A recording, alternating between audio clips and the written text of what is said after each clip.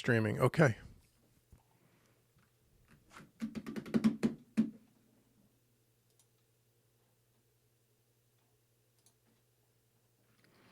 Let's see what happens here. Says we're live. Don't know if we're live. Can't see the chat. Working on that. Oh, maybe we are live. How about that? Holy crow. Can you guys see and hear me okay out there?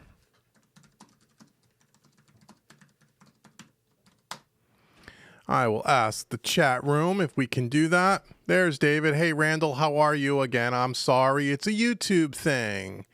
It's a... I'll tell you guys. The stuff that YouTube does, man, I'll tell you, it drives me crazy. Why do I get involved in these things, right? I do it because I love you guys. How is everybody? I see there's a ton of people here, which totally psychs me. So hold on a minute. Let me just get everything and all my screens set up right.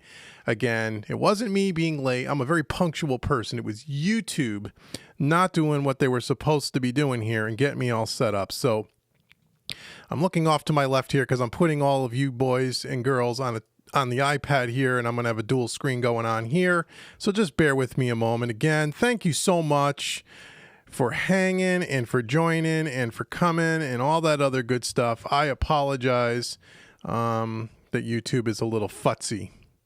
Is futzy a word? I think futzy. Sound looks great in HD. Oh, good. Perfect. I'll tell you, this stuff is going to drive me to drink this stuff. I thought we were going to have a cancellation here, which, would have bummed me out so much because there's so many. I don't even know how many people are here. There's a lot. I can see a lot of you in the chat. There's 37 people watching now. That is unbelievable. Hey, man, how is everybody? That's what I want to know. How are all you guys doing? Yeah, I'm blaming it on tech, Andy. It is. It's not, you know what it is? It's not the tech, it's me and not managing the tech properly. I don't know. I had to start and stop Wirecast a couple of times. Just silly stuff. But anyhow, I'm here. How is everybody doing? Thanks so much for joining me tonight. Again, I sent out an email notice this morning. You probably also got notified once I jumped online and it started working via YouTube, which is really cool. And, yeah, tonight I just wanted to hang out. Again, I haven't done this in a couple of weeks. The first few live streams that I did were kind of impromptu, and I was doing some mixing stuff and showing you guys a session that I was working on. And I'm going to show you a different session tonight in a little bit, if that's cool with you. And people were jumping on, and a lot of people wanted me to schedule these, which obviously makes sense because you're all busy, and you want to know what time, I'm going to be around. So here we are. 10 minutes late, but I'm here. So where is everybody from tonight? I see a bunch of people here already. This is fantastic. This is more than what I thought I was going to get. We have over 56 people watching. That is amazing. Where are you guys all from? I am from the East Coast. I'm in Connecticut. It is 8:15 p.m. Eastern Standard Time. Where's everybody? North Carolina. Cool. Good audio and video now. Excellent, Jim. How are you? Andy, how are you? You sent me an email the other day. Did I get it? No, Andy, I didn't get your email. Send it to me again. I would never ignore your emails. I may take a couple of days to get back to you, but I did not see it.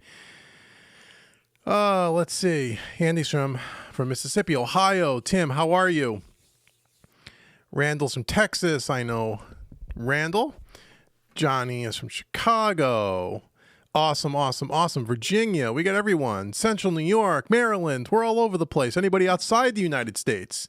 I had some people when they saw the live stream notification go out, email me from Africa. Said they were gonna, I think in Africa right now, it's probably 3:30 in the morning, and they wanted to know if this was going to be recorded so they can watch it later. And of course it's being recorded and you can watch it later on YouTube. So all my overseas followers that don't see this now, hey, have no fear. You'll be able to check it out a little bit later tomorrow. So that's cool, man. Again, thanks so much, everybody, for joining and checking things out. So tonight I wanted to do a couple of things. I wrote down some notes, and I don't know what the hell what the hell I did with my notes. Did I leave them upstairs? Anyway, I wanted to show you guys a mixing session.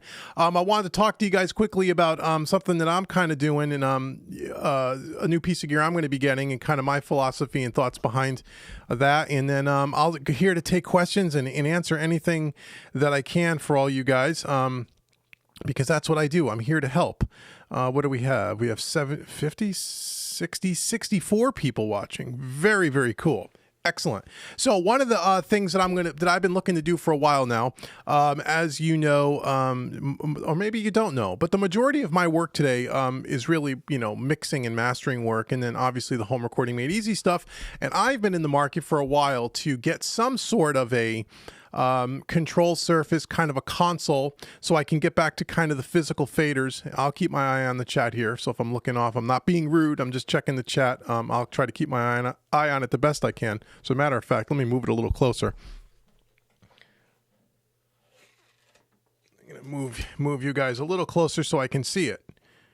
So I got everything out here on my iPad. So anyway, and I've been looking to get into maybe a console where I can have real faders, physical faders on deck here to do the mixing, but at the same time, be able to do some, control surface stuff. So DAW control. And the thing that I don't like about what's on the market today, last time we kind of chatted here online, I had gotten the Fader Port 8 from PreSonus. They sent me one to play around with and check out, and I did, and it's cool.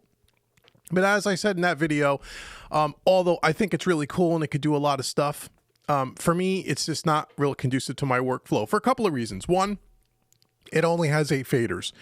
And if it's only going to have 8 faders for me, and this is just my opinion, my workflow, I would just rather have the one fader, old fader port, which I have right beside me here when I'm writing some maybe vocals or some instruments during some automation stuff. To have 8 faders, it's rare that I'm going to, ride a group of faders at once, at least most of the time for me. Yes, the Fader Port 8.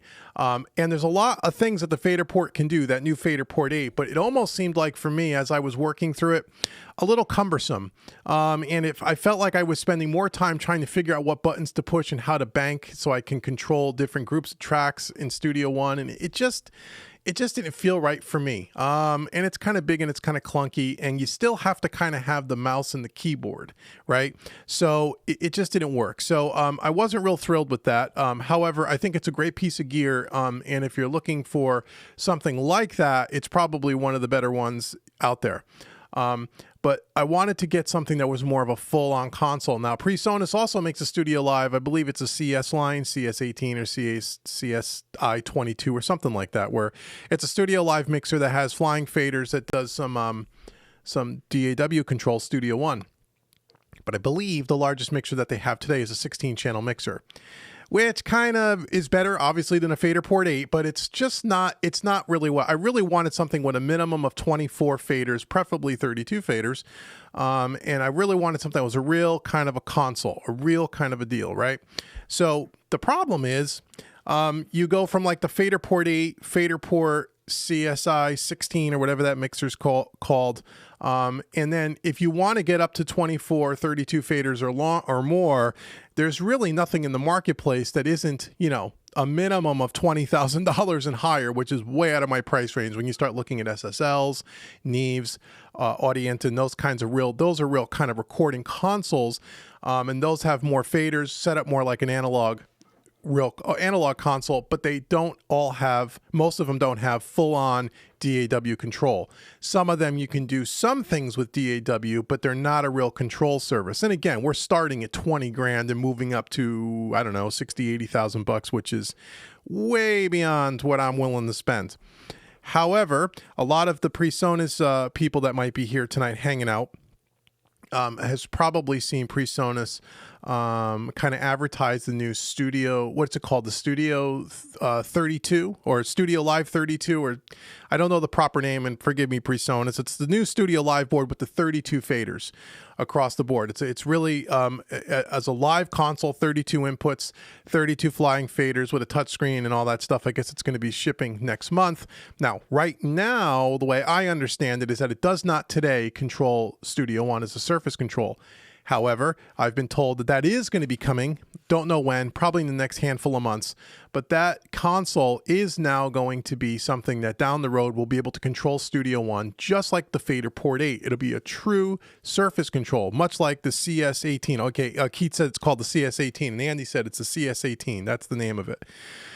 So I am in the market now to maybe pick up this Studio Live 32 because I want to have the full 32 faders on deck where I can also then control Studio One once that hopefully becomes available in some kind of a firmware or software update, which I think would be awesome. And that really kind of fills the void that's I think in the marketplace, because again, you really don't have anything that has that many faders that's a true DAW control. I think the closest thing is probably the Behringer X32 thing, I think they call it. I can't remember the name offhand, but I know someone that has that and they're not really thrilled with it. And again, it has some DAW functionality, but it's not a true on surface control like like the CS18 from the Studio Live version. So I'm real psyched about getting my hands on one of those, even if it doesn't at first control Studio One. If it comes out before it's able to control Studio One, you'll still be able to bring the audio back in through that mixer, and you could still mix with the faders. It just won't control the DAW, if that makes sense.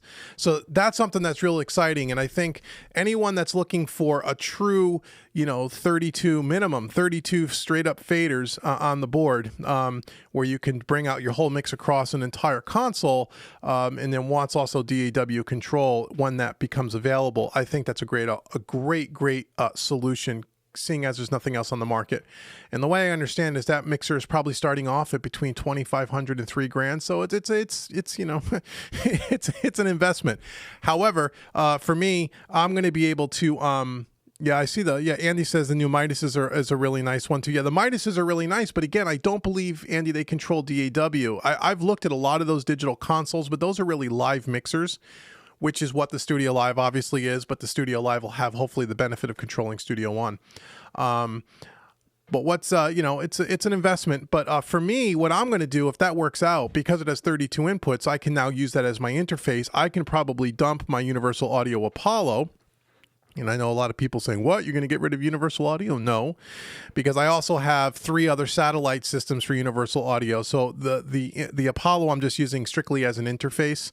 But as far as the DSP power and as far as mixing with their plugins, I already have 3 other satellite systems, so that's not a big deal. So I would probably maybe unload my Apollo as a way to help pay for that Studio Live, even though it's not going to get me more than about half the money. But hey, it's half the money. So that might be pretty cool. And when and if that all comes to fruition, and I'm pretty sure it's going to, we'll do a live stream and I'll demo that, and I'll do some demo videos for YouTube, and that might be kind of cool. And then maybe what we can do is we can mix a session on it live on the live stream, which might be really cool. I'll set up a couple multiple cameras, and you can kind of see it in action as well as the screen. So I can do all that. Let's check out the chat. Hey Joe, how are you? You said the Midas only does 16 channels, and it also does DAW control as well. Yeah, again, I didn't know that the Midas does DAW control, but again, it only has 16 faders, and I know that's not bad. 16 faders. I mean, it's not horrible. I mean, it's twice what the fader port is. But if I was going to make that kind of jump, I really want to have 32 faders. I really do. I would love to have 48 faders, but I mean, let's not get crazy. 32 is fine. 16 is just, it's just not there. 24, I probably would have bit the bullet. But 32 is perfect because, I think that's great, especially if it's a full-on DAW controller at one point. That would be great. So yeah, that'll be interesting to see. So I wanted to share that with all of you guys. I hope you find that's cool. I mean, I was real excited to see the PreSonus's videos on that. Did you all check out the videos that they put? I'm sure anyone that's a PreSonus user probably has seen the videos on that board, right? So you guys have all checked it out. It looks like they've really stepped up their game with the Studio Live mixers. And I've owned the first Studio Live 16.4.2. When they first came out, I used that in my studio for a long time, and that was and also on the road. And that's a hell of a mixer. And then when I scaled down, I sold that and I got a 16.0.2, the first revision, the first offerings from PreSonus, and that's what I use today. It's kind of sitting over my shoulder here. You may or may not be able to see it near my guitars. That's what I use for band practice, which is great mixer. And so I think the Studio Live mixers are great, and they've really seemed like they thought of everything, or mostly everything, on this new 32 board, which is just great. So props to PreSonus for that board. So I'm super stoked, man. That's going to be great. What else is going on in the chat here? Yeah, I'm going to do a demo, Joe. If I get that board, I'm going to get the board. I just want to absolutely confirm it's going to be a Studio One controller at one point, even if it's not next month when they start shipping that board. I've been told by enough people that is the case. And if you look at the photos on the Studio Live 32, there is a button that says DAW. So my guess is it will. But anyhow, that's going to be cool. So yeah, I will do a demo of that once we get it in here, and it'll be really cool. What else going on in the chat? Let me kind of scroll up here and see what else you guys are asking. I don't want to ignore anybody's questions. Any questions that you guys have for me? Anything? What do you guys want to talk about? What's going on with all you guys? What's happening? What are things you're working on in your home studios? Any problems you guys are having? So on and so forth. Hey Keith, how are you? Keith Baker, my buddy, he's here as well. And he's got two 1602s. Nice. It's a great board, man. The Studio Live digital boards are really good. I know there's a lot of companies now that have got a very similar product, and I'm sure they're all great. I haven't used them all, but I think the Studio Live was one of the first ones to be that intuitive, where you're not scrolling through a million menus and everything is really laid out like a real console, and that it doubles up as an interface, which is fantastic, which is really cool. Hey, Robert, stupid question. Why so many no stupid questions here, my friend. Why so many faders? Why would you mean on the mixer? Why would I want so many faders? I mean, if that's the question, primarily because, again, I try to, whenever I get sessions sent to me to mix, and more times than not, they're 40, 50, 60, 70 some odd tracks, some even more than that. And I do a lot of comping and a lot of consolidation to try to bring it down to a manageable number. And I try to pick, in my head, where possible, I try to pick about 24 to 30 tracks, and I try to minimize my sessions to about that, because to work with 100 tracks is usually pretty silly. And more times than not, a lot of those tracks are like, let's say, background vocal parts where the parts don't overlap, and they just put them on different tracks where you can kind of consolidate. Same thing with guitars and stuff. So I try to take something that's 40, 50 tracks, and I try to get it down to 24 to 30 tracks anyway. And then I just like to bring it out on the board so you have full control over the whole mix. Now, I'm sure on that mixer, you'll be able to bank over to the next group of 32 faders if your session happened to be bigger. But I'd say 90% of the mixes that I deal with, I can deal with in a 32 channel setup. So I just think that it would just be more like it really was working on an old console, which is what I used to work on for many years. So that's why I want that many faders. 16, you can get the job done, but 32 is so much nicer, in my opinion anyway. What else going on here? Yeah, Andy has two. Oh yeah, because you're a sound guy, right, Andy? So you have to have a few mixers on hand.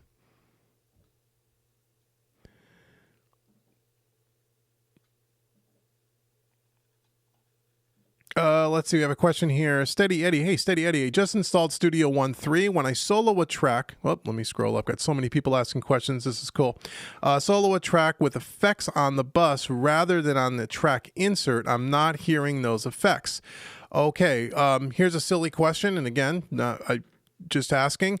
If you have, when you solo the track with the effects on the bus, you don't hear the effect. You want to put the effect track in solo safe mode. Do you have it in solo safe mode? Meaning if you have an effects track with a reverb on it and your vocal is being sent to that reverb effects track, if you solo up the vocal track and you don't have the reverb in a solo safe mode, you're not going to hear the reverb. So the way to fix that is just highlight your effects track, hold down your shift key, click on the solo button on the effects track, and you'll see that solo turn like a light green color, and that means it's in solo safe mode. I think if I'm understanding your question right, that will fix you up and you'll be ready to rock and roll. So hopefully that'll help. Steady Eddie. From Russia. Look at that. We got somebody from Russia. Okay, so what time is it in Russia? Amazing channel. So, okay, you bought the ADL 700 today, an amazing channel strip. How to set up fast attack play. Okay, I use the ADL 700. It's a great channel strip as well. It's a piece of hardware by PreSonus. You want to know how to set up, it's an amazing channel, how to set up a FET compressor while recording, fast attack, fast release. Well, that really depends on what you're recording through it when you're recording. Typically, if it's like vocals, guitar, something where the dynamic range is pretty great, I will usually use a fairly fast attack and a fairly quick release. And when I compress on the way into the DAW, I may be only compressing maybe 3-4 dB. Again, it depends on the instrument. So you have to experiment with that. It's 6 a.m. in Russia. Cool. It's 8:30 p.m. here in the United States. So yeah, I try whenever I'm recording with compression on the way in, which is almost always. I'm doing very light compression on the way in. I'm not squashing it to death on the way in, typically. So again, medium fast attack, usually a pretty quick release on something like a vocal, 3 dB or so, just kind of get the needle moving, just to kind of control that dynamic range going into Studio One. And then you can do further processing once you've got it ready to go and you're ready to mix. Let's see what other questions we have. And we'll get to the Studio One session I'm working on in a second, but there's so many people here. This is great. How many people we got watching? We got 70 people watching. Fantastic. I mean, you guys are awesome. I'll tell you. I love you guys, man. Thank you so much for joining me. Let me see. Okay, someone asked me about the Raven. Cast 390. David, why did I sell the Raven? I answered this last time, but I'll answer it again. Yes, I have some videos on my YouTube channel about the Raven. I almost pulled them down. The only reason why I didn't pull them down is they got a lot of views. I still get lots of questions about it, and so I left them up. I may pull them down. But anyway, I bought a Raven, I don't know, a couple of years ago maybe by now.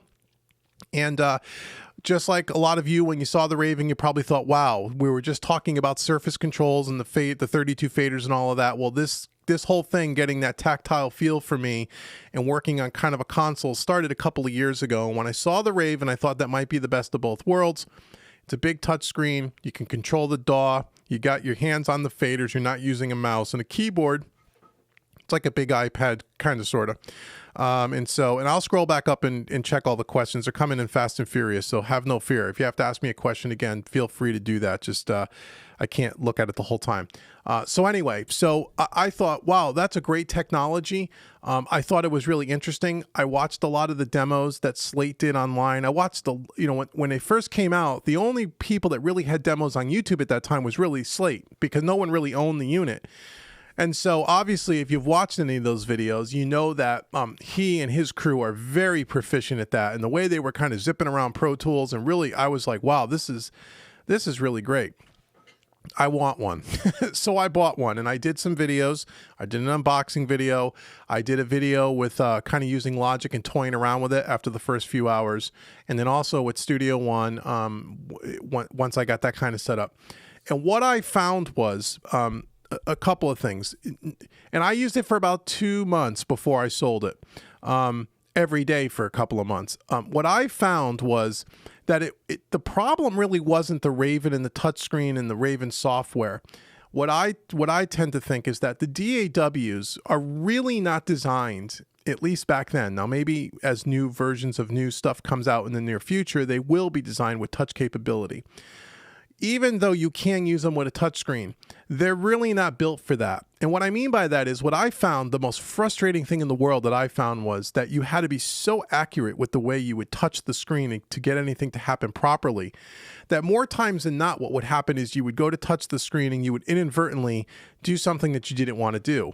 One of the things that really frustrated me about Studio One, and it's the only real pet peeve I have about Studio One, to be quite honest, and I've talked about this publicly before, so I don't mind saying it, is that whenever you're working on the edit screen in the timeline and you have all your audio files or your MIDI files, it's the only DAW that I know of that you cannot lock those audio events on the timeline so they can't inadvertently be nudged to left or right.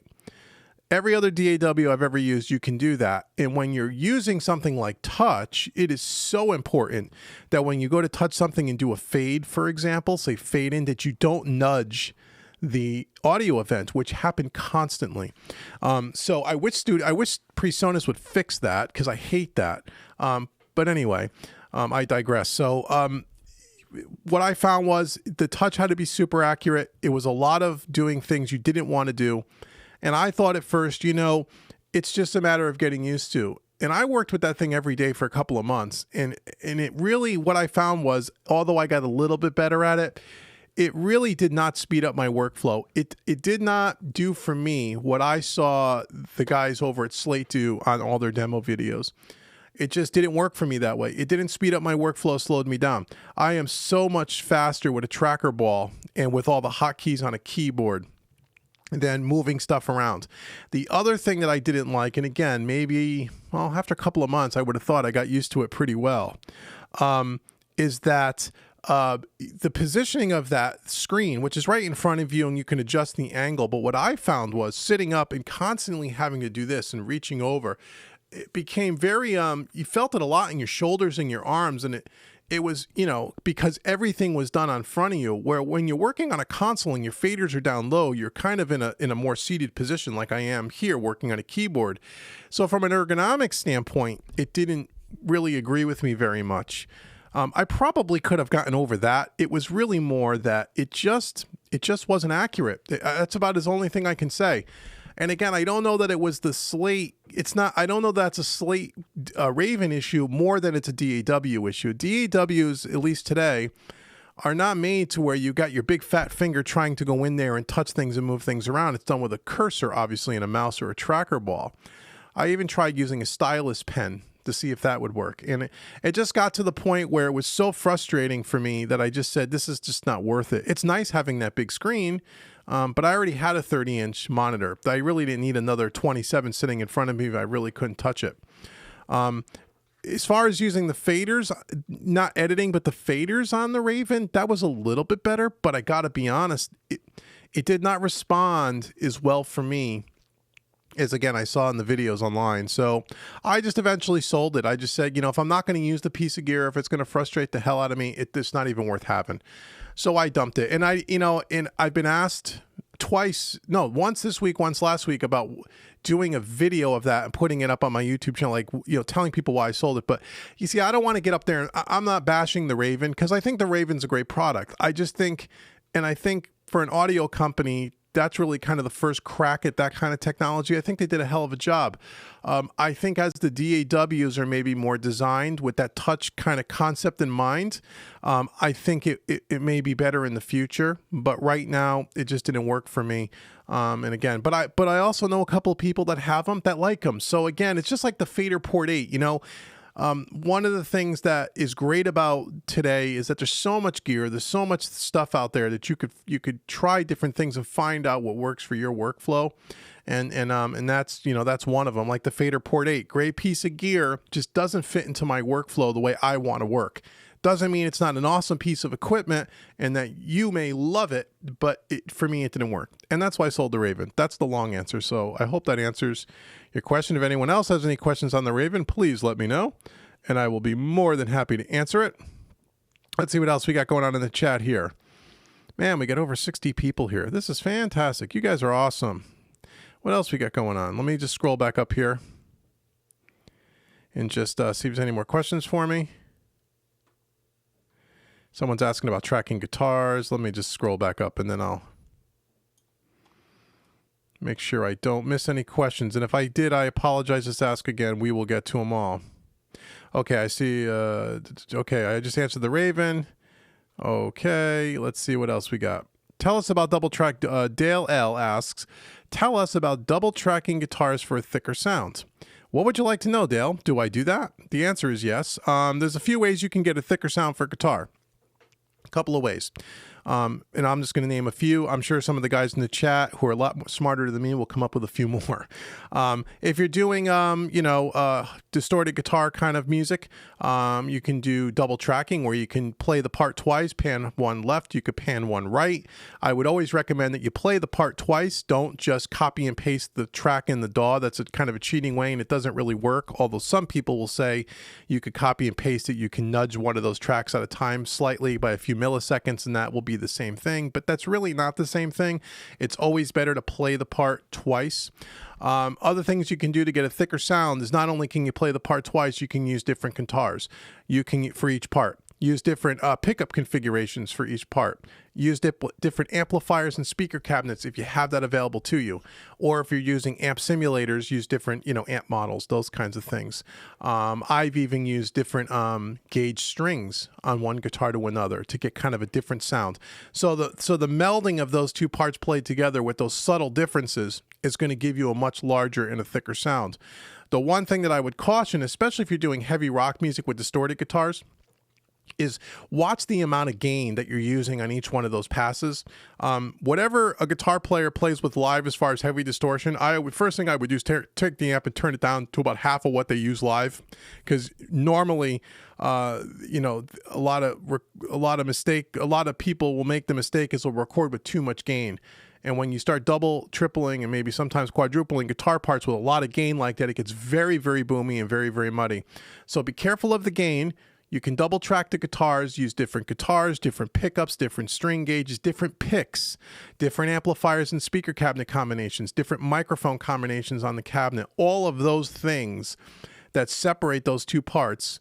And again, probably the most important is what I said first, which is play the part twice, because those subtle differences in the way you play the parts, even though you may be, really, really tight of a player, that's going to build that sound and make it thick. So those are a few tips there you can try.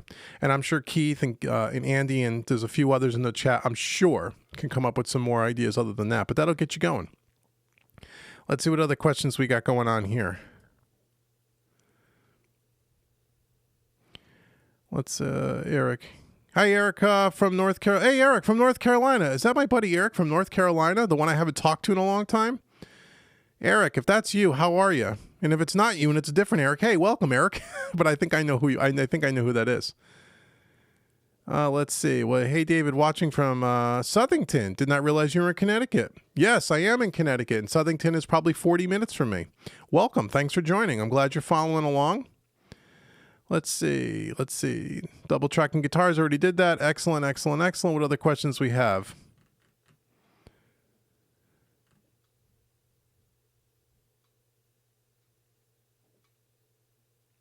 Hey, Donald, asking me about my Argosy, my workstation. How's it working out, and is anything I would add? It's working out great. If you may have seen, that's why you're asking me, because you probably can't see the desk in this view.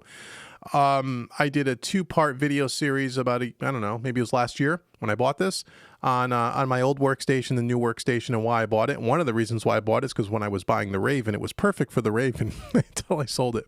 Anyway, the desk is awesome. Argosy makes amazing studio furniture. This is the Argosy Dual 15L.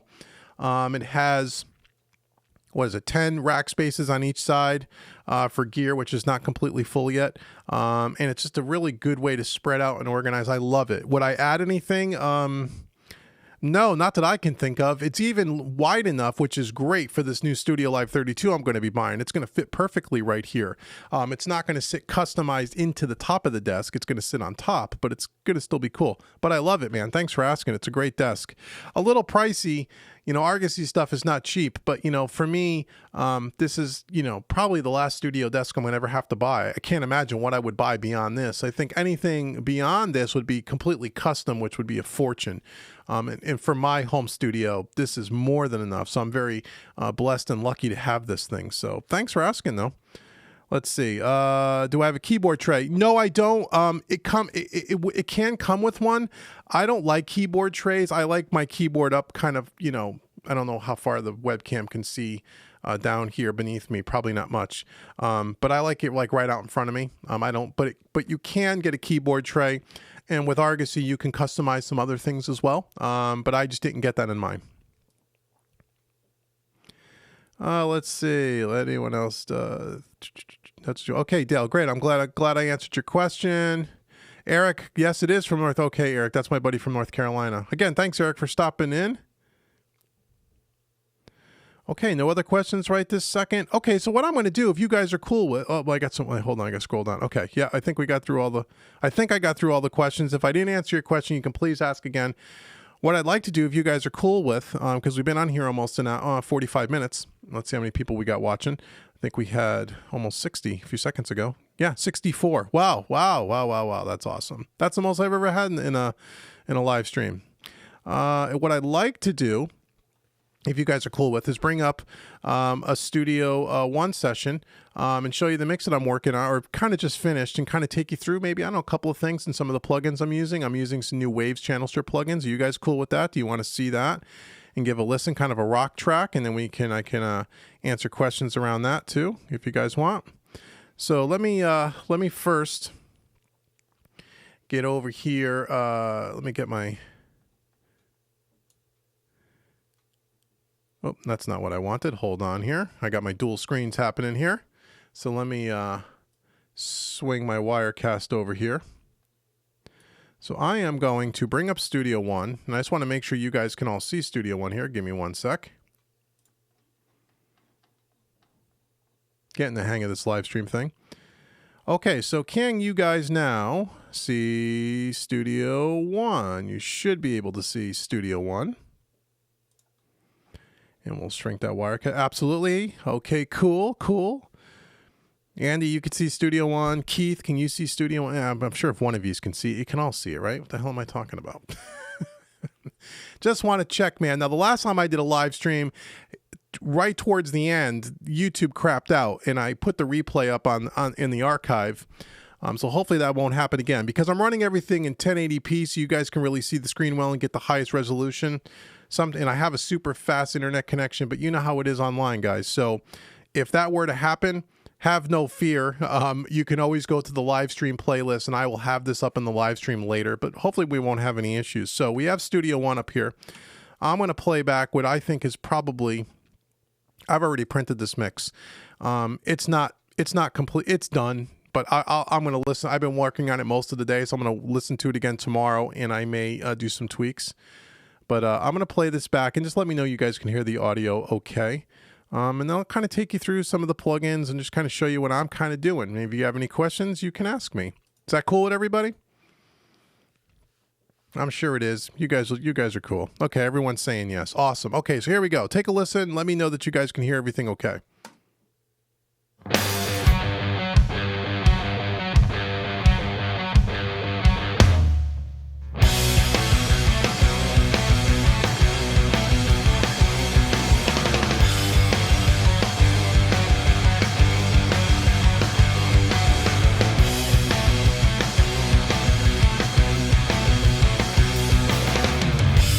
What's that sound?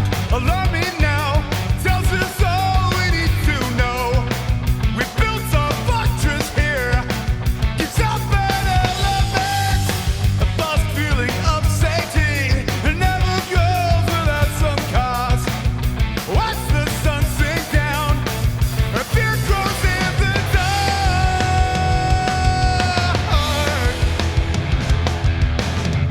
Don't wanna be a victim anymore. Take my life back. Getting mad at the things I can't control. I call them powerless. These tears get lost out in the rain. I feel so hopeless. The total loss of control. Tell me now, who's your constant? Who's your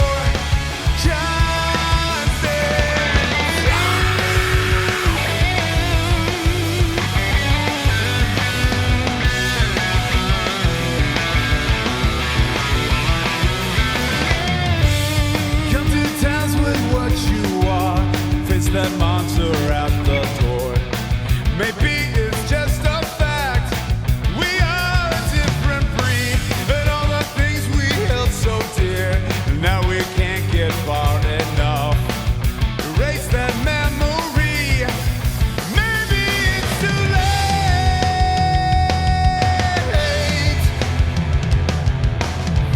Don't wanna be a victim anymore. Take my life back. Getting mad at the things I can't control. I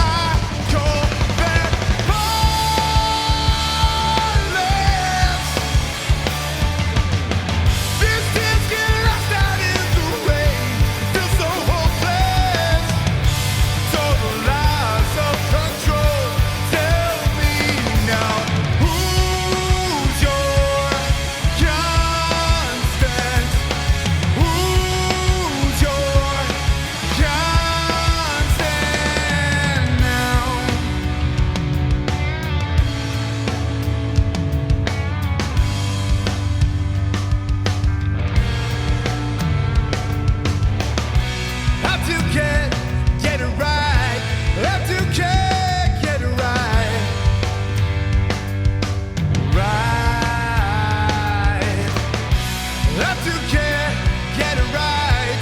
Have to care, get it right. Right. Have to care, get it right. Have to care, get it right. Right. Don't wanna be a victim anymore. Take my life back. Getting mad at the things I can't control. I call that violence.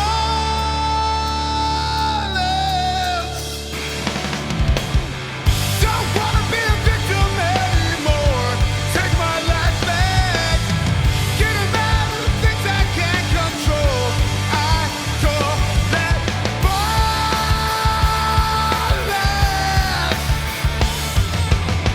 This tears get lost out in the rain. It feels so hopeless. Total loss of control. Tell me now, who's your consent? Who's your consent?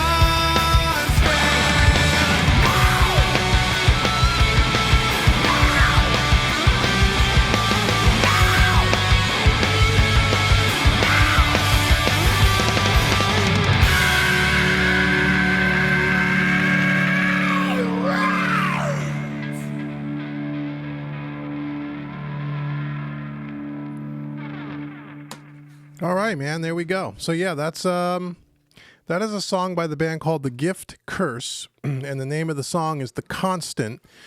Someone mentioned in the chat it sounds like a Slate, Stephen Slate vocal. You know, I never thought of that. It's not him for sure. I can promise you that. But it does sound like him, doesn't it? That's really cool. Yeah, that's a cool tune. And someone said it's like a rock country. If I said rock country, it's certainly not rock country. It's straight up, 80s-ish, maybe rock, or 90s-ish rock. Great song, great musicians. Thing was recorded impeccably. I didn't record it. And it was fun to mix, and I'll take you through some of the stuff. But let's see, we have any questions on the good balance? Thank you so much. The snare sounds like you're hitting a bag. Oh, I'm sorry you feel that way, Robert. I don't know. Again, I don't know I don't know how the audio comes through here on YouTube and such. That's one of the things that's kind of stinks about doing these things like this. I don't know, what I'm hearing here and what you're hearing there could be a little different. I don't know. But the snare sounds to my ears, at least in my cans, pretty good. But I don't know what you guys are hearing exactly. Let's see. Someone asked me about it. Is this a stock compressor, Randall? No, there's no stock compressors in this mix. I can assure you of that. Not that there's anything wrong with that, but there just isn't. I think the vocals probably have a little bit too much delay and stuff on them. I'm still working on that. I got a little more to play with. The depth is awesome. Thank you so much. Yeah, it's. I think it's pretty good. It's almost there. It's getting close. The mix sounds great. Thanks so much. Dale's asking, what's your normal order of loud vocals, drums, guitar? Not sure what you mean, Dale. Do you mean like which elements do I tend to have louder than others? Is that what you mean? If that is, then usually the vocal. Obviously, you want that to kind of sit on top of the. Well, I mean, in a track like this, it's kind of a mix between the guitars and the vocal. I don't like vocals that are real super loud way out front. I know that's what you're supposed to do. You're supposed to put the vocals on top, obviously. In a pop mix, I think that's more important. In a rock mix like this, it's okay to tuck them a little bit. At least that's how I like them. And then if the client wants them to be boosted or cut a little bit, I can always do that in a recall. What other questions we got? Using snare is good for the tune. It's snappy. Yeah, no, that's cool, man. I mean, most of you guys are kind of liking the mix. Thanks so much, man. I think it was doing okay. I got a little bit of work to do, but let me take you through. While you guys are kind of chatting about over there, let me just take you through what I'm kind of doing. Just give you kind of my mix bus chain and stuff. So Randall said, is there a stock compressor? There is not anywhere on this mix. There's not a stock plugin. One thing. So let me just take you through and I know this looks like a lot of plugins. And like I said, this track was recorded impeccably, so it didn't need a lot of processing. The reason why you see all these plugins is because I'm setting this up like most of my mixes, if you've been following me for a while, kind of like an analog studio where I'm using tape and I'm using a channel strip for the console, the VCC for kind of the console feel. and kind of just running signal through it. But anyway, let me show you my master bus. So my master bus, starting with the VCC by Slate Digital, which I use, on every mix pretty much. It's just a matter of what console am I going to use. In this particular one, I'm using the SSL, the Brit 4KG series console, just because, I don't know, the last one I used the Neve, this one I'm using an SSL. I kind of switch them back and forth. They all have subtle differences. If anyone owns the VCC, there's some slight subtle differences between the different consoles. And this one, I just wanted to use the SSL, also because I'm using an SSL Waves channel strip, which I'll show you guys in a minute. And then from there, I'm going over to the virtual bus compressor collection here by, again, Slate Digital. And I'm using the FG Red, the one in the middle here. I always put up the entire rack and I turn them off, and then I usually audition as I'm mixing which one I like more, because these three compressors have three distinct sounds. And even though, like I said, this is kind of an SSL mixing kind of a feel, I'm not using the FG Gray, which is the SSL emulation. I'm using the FG Red, which is the Focusrite emulation, just because I really like it. I just like the way it sounds in this song, and I'm hitting it a lot harder than I typically do on a master bus. And I'm driving it quite a bit. As you can see, I'm driving it all the way up to 10. Here, I picked a preset called the CLA Rock Drive, and I just tweaked it to my liking. And I'm using, what am I using for a 2-to-1 ratio? I'm using a fast release and a pretty slow attack. And I'm driving it pretty hard, and I'm doing about 3 dB of makeup gain, and I'm compressing about 3 dB on this. When you drive this particular plugin, the FG Red, like the hardware, it just has a nice gritty kind of a sound to it. So I'm not as subtle when I use this one. When I use something like the FG.Mu, which is kind of a Fairchild emulation, which is a kind of a tube-based, it has a much more sweeter, silkier top end, and it has a lot more color in my view. So what I would do is I usually hit this one a little bit lighter, but when I'm using the FG Red, I tend to drive it a little bit more. And then from there, I'm going to another instance of the virtual mix rack, and I'm using the Custom Series Lift along with Revival, which recently I've become a member of the Slate Digital Everything Bundle. I've owned a lot of their plugins. Before they offered a subscription, I owned the tape machine, the VCC, and I owned the virtual bus compressors that we just looked at. I own like 3 or 4 of their plugins, and they're all great. And then since then, they put out like the Custom Series. They put out these compressors, the FG401, the 116. They put out the preamps, and I didn't buy those. I didn't own those. And then when they came in the Air EQ Air and the Air EQ Earth, I did not own. And then around the holidays, just a couple of months ago, they were running a special on their yearly subscription to the Everything Bundle, which worked out to be about $12 a month. And I thought, now they got so many more plugins that I don't have, and I really like their plugins. And for a lot of my quick mix videos, at least in the first few for 2017, I'm using exclusively Slate plugins.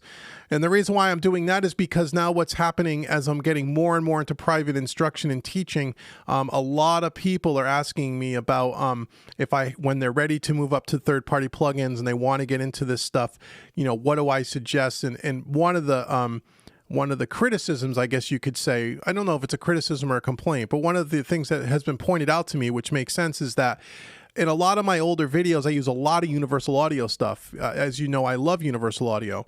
But a lot of my students, when they're first getting into these analog, style plugins, they don't necessarily have the budget to go out and get the hardware for universal audio, and then their plugins are pretty pricey as well. So they're always looking for a different alternative. And now that Slate has a pretty good variety of plugins in their arsenal, I am now recommending that as a way to, in a much more affordable way to get into these analog style plugins without having to go out and buy a bunch of hardware. Slate Digital is a great alternative, and their stuff sounds great. So because of that, a lot of my private instruction people ask me to use the Slate plugin. So long story short, I decided to go ahead and get the Everything subscription, so I can have access to all their plugins.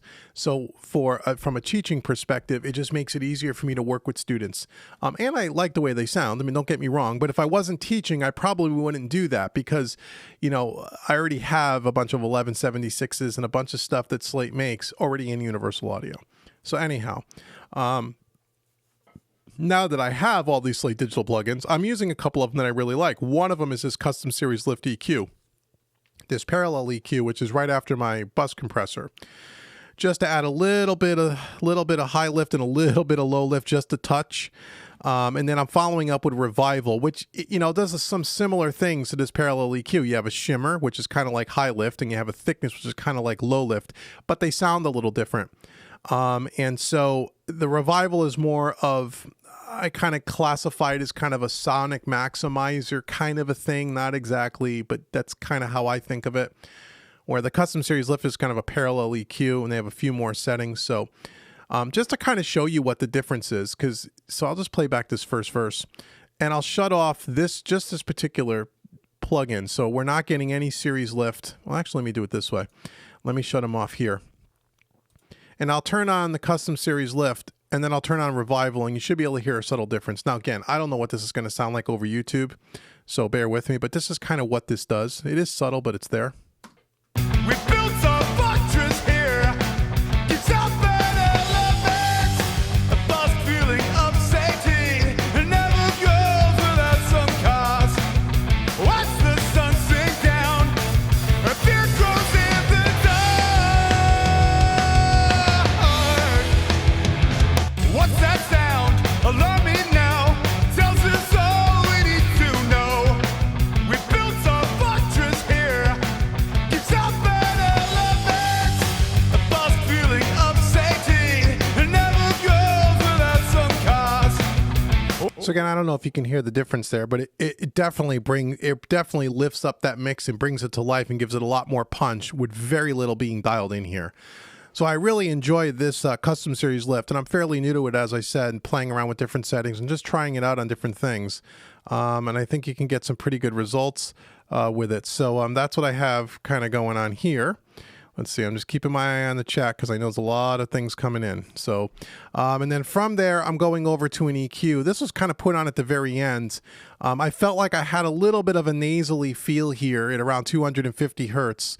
And I just dialed a little bit out there, and I got rid of the super low end at around 30 hertz and the real top end around 19K, just to kind of focus the mix a little more. It's very subtle. And then finally coming over to the tape machine. Someone in the chat says, I really like the tape machine. And I says, yes, I really like the tape machine.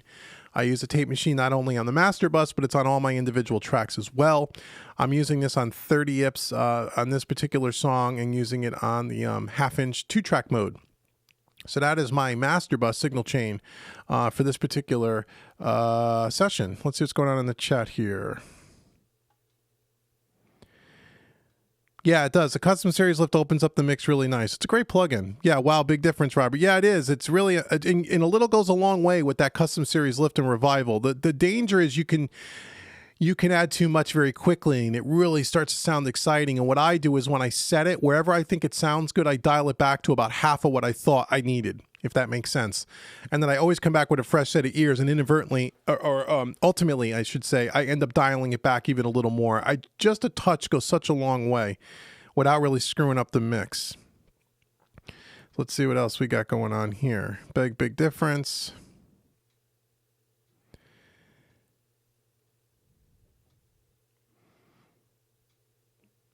Hey, Greg, you said sounds good through the Sennheiser headphones. That's good. Again, I don't know what listening system you're all using it on.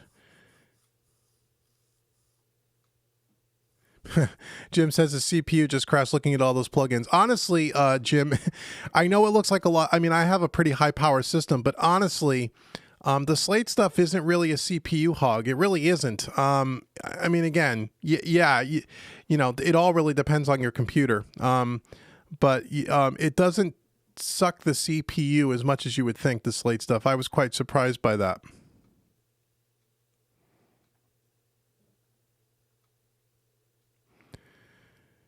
Hey, Keith. Oh, yeah. Keith says his rule of thumb for vocals is that you want to hear the words clearly and it's loud enough, but you agree they don't always have to be way up front. Yeah, Keith, it depends on the music. On a rock track like this, I tend to like vocals a little more tucked in the mix than way out front, because it's a rock song. If this was like a pretty ballady, poppy type of a song, the vocals would be a little bit louder. But again, it's all personal preference, right? There's no rules here. Okay, what else we got going on? Great mix. Thank you. Thank you.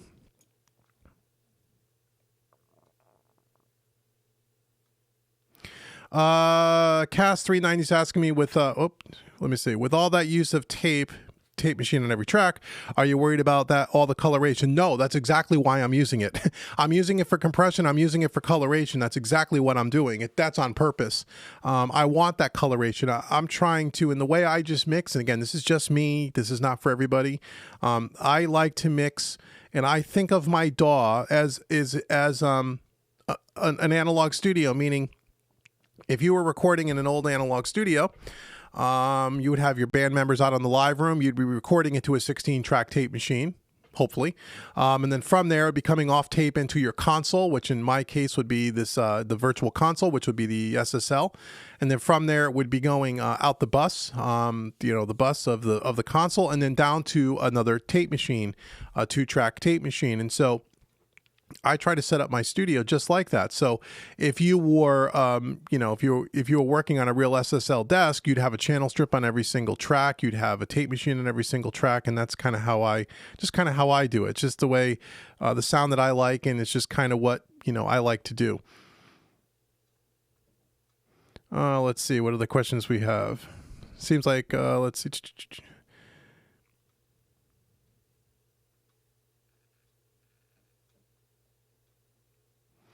Rummy 73 is asking again about the why so much tape, because again, just what I just said, because I'm trying to kind of simulate or emulate what would be done if you were recording to tape in a real studio, and that's just the way I like to do it. You don't have to do it that way. I mean, certainly you should experiment. You can just put tape on the buses. You don't have to put tape on every single channel if you don't want to. I mean, it really just, again, there's no rules. It's just guidelines. If the mix sounds good, it sounds good. And that's what sounds good to me may not sound good to you, and vice versa, right? So it's just a matter of experimenting. It's just what I like to do.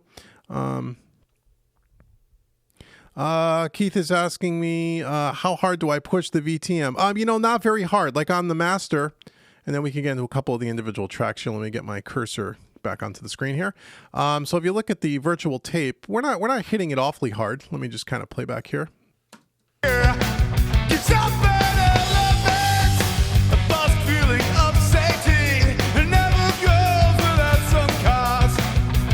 We're not slamming it. We're not even, we're I don't know, -5 maybe. I mean, I'm not hammering it. Even on the individual tracks, I'm hitting it about the same. I'm not overly slamming it, which the harder you hit it, the more compression, the more coloration you're going to get. So I'm trying to do it somewhat sparingly. I want a little bit of color, but I'm not trying to kill it. Hope that answers your question, Keith. Jason's asking, when tracking initial recorded tracks, do you run the signal through the Slate tape machine or just during mix? Well, I just mix this. I didn't record this, so this came to me already done. Now, if I was recording the vocals, I would not be running it through a Slate tape machine on the way in, just because you'd have all kinds of problems with latency. What I would probably be doing, because I have a Universal Audio Apollo interface, I would probably be running it through using the Unison technology. I'd probably be running through a Universal Audio tape machine and a little bit of compression on the way in. But if I didn't have access to a tape machine or something like that, I would just be recording the vocal through a hardware compressor, and maybe a little bit of EQ just on the way in, just to kind of sweeten it up before mixing when at all possible. But in this case, I didn't have that luxury because I did not record the track. Hope that answers your question.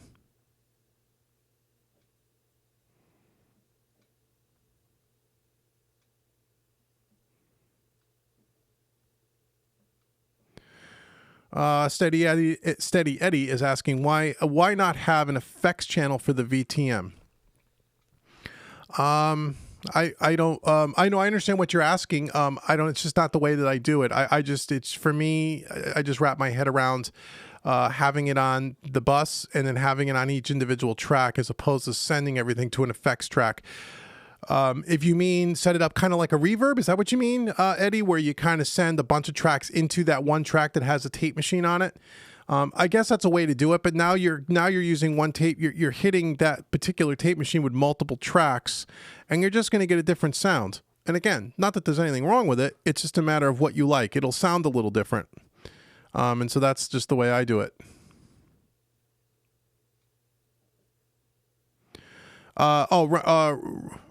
Can I solo the vocal and then A/B the VTM? The VTM on the vocal track or the VTM on the bus? But yeah, I can do that.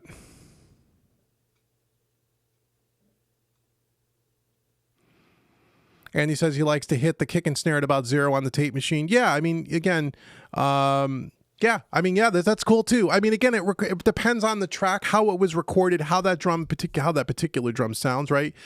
All of that plays into how you hit these plugins. There's no always hit it at this level and that's it, right? I mean, I got to have a starting point and then I kind of tweak it to taste. But what I can do is, let me see if someone asked, can I just solo up the vocal? Yeah, we could do that. Sure. We could do anything here. So let's solo up the vocal. Let me get to a verse here. We built a fortress here.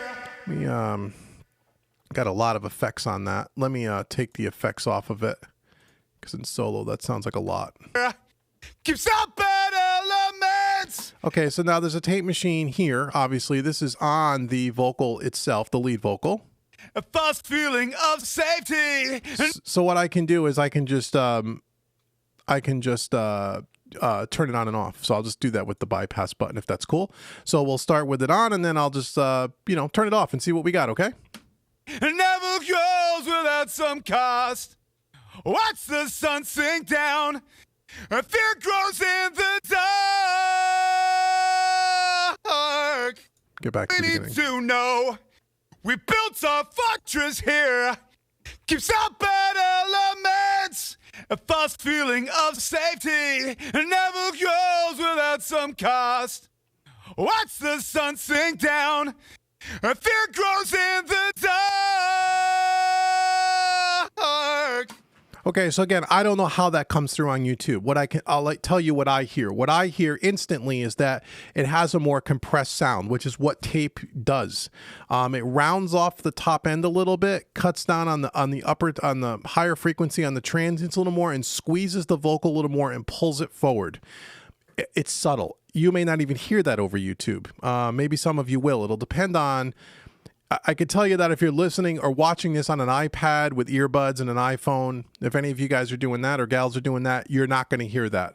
If you're listening to it on good studio monitors and or headphones over YouTube, who the hell knows, you might hear it. But that's what I hear. And that's what tape does. I mean, that's what it does. So I don't know if that helped on the vocal, but. And you're getting some skipping audio. Sorry about that. I hope none of you else are getting that. I hope we're not having a YouTube moment. Again, if we do, sometimes, YouTube and you know how the internet is. If this thing kind of craps out, don't worry. By tomorrow morning, this will all be in the archive and you guys can go back and watch it. So anyhow, okay, you can hear it, Greg. Okay, great. Oh, it adds a little dimension. Yes, Chris, it does. Okay, good. So you guys can hear it. Yeah, Andy, it might be your internet. Sorry, my friend. Hopefully it's not my internet. So yeah, that's what goes on with the tape machine on the vocal. So let me just take you guys through, if you guys don't mind. If you guys mind, just tell me and I won't do it. Let me turn on our vocal effects again. We got our tape machine. We'll unsolo that. And so let me just take you through, let me take you through some of the just my basic processing chain. I'll start off with the kick drum, but all the tracks kind of have the same first few plugins. Again, trying to set up that that analog kind of a feel, right? The studio thing.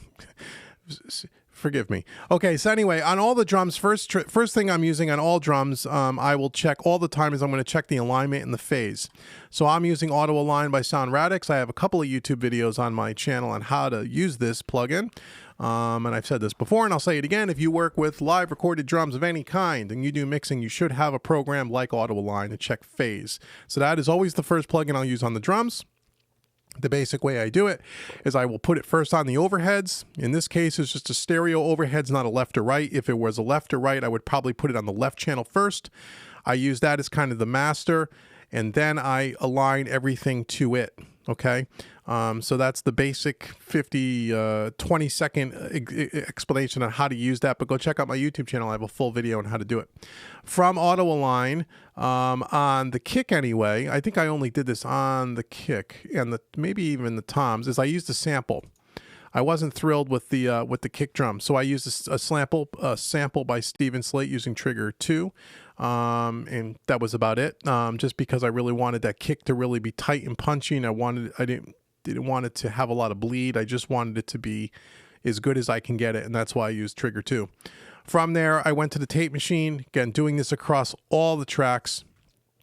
And then from there, I went to the virtual mix rack, and again, I'm using the Brit 4 KG on the virtual console collection by Slate Digital. And then from there on the kick drum, this is a great plugin. I've done a review about 2 years ago of this on my YouTube channel. This is a $40 plugin, and this is like instant kick drum sounds. This will take any sample, any live recorded kick, and give you just a phenomenal kick drum sound. And so I highly recommend this. This is by called Plugin Mix is the name of the company, and this is called the Clarisonic. Again, go out to I think it's pluginmix.com probably. And I think if you like them on their Facebook page, at least this is how I got this plugin, they will send you a coupon for a plugin, and I think I got this one for free. But it's regularly $40 or $50 worth every penny. Don't use this all the time, but I like it whenever I'm looking to really get a great kick drum sound. This is a great plugin to use. And then from there, I'm going to the SSL. This is by Waves, the SSL G channel strip. This is a new plugin for me. I would normally use the Universal Audio SSL channel strip, but as I said earlier, in doing teaching and stuff, and I think this particular song might be part of one of the quick mixes coming up in the near future, I wanted to use something other than Universal Audio so people, can see something that they can maybe have access to without having to buy hardware. And I'm still playing around with the Waves SSL bundle. I think right around Christmas time is when I bought this, and they had this on sale for, I think, $199. This is a $750 plugin collection. It's called the SSL 4000 collection. They always put it on sale around Thanksgiving time every year, and they always sell it for about $200, and it's normally $700. And so I finally bit the bullet and bought it. It comes with this channel strip. It comes with the E series channel strip, and it also comes with the an EQ. So I really dig this particular channel strip. And again, I'm using this across all the tracks. So on the kick drum, I'm just doing some some low end, like 20 hertz roll off to get rid of the real low end stuff. And then I'm just using a little bit of compression here. I'm using a fast attack, a fast release, about a 2-to-1 ratio on compression. I'm just doing about 3 dB of compression, which I can solo up for you if you want to hear it. That's kind of on my finished kick drum sound, 3 to 6 dB at most of compression. If I mute the channel strip.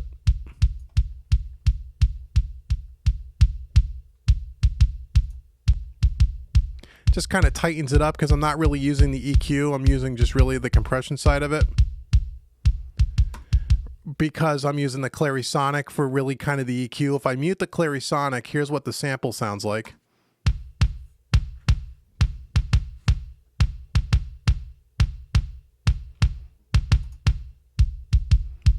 And that's with the Clarisonic. Gives you a lot more thickness, and you can always turn up the clarity if you want a little more slap or a little less slap, or if you want a little more or less sub-level, when you do that in the context of the mix.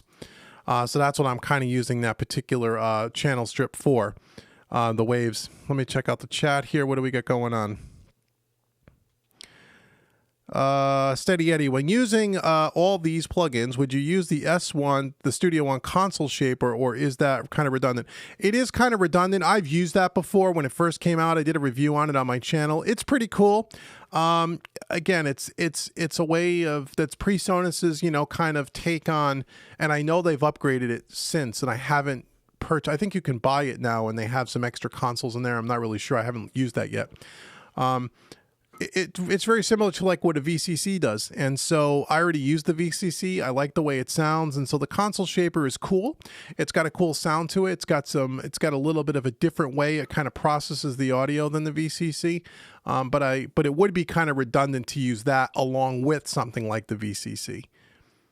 But if you've never used it, it is pretty cool.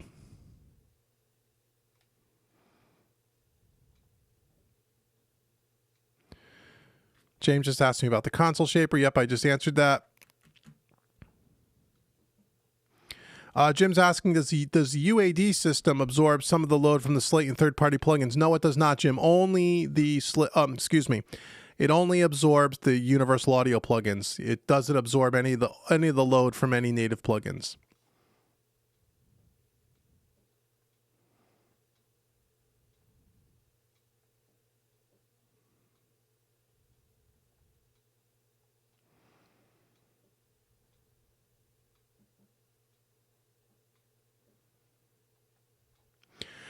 Oh, Joe, yeah, that's why. Okay, yeah. When you yes, the Waves plugins, you'll see on this is pretty strange, and it doesn't happen with all plugins, but Waves in the mixer view of Studio One, whenever there's compression using a Studio One compressor, this is why somebody asked me they thought they saw a Studio One compressor, because you saw this.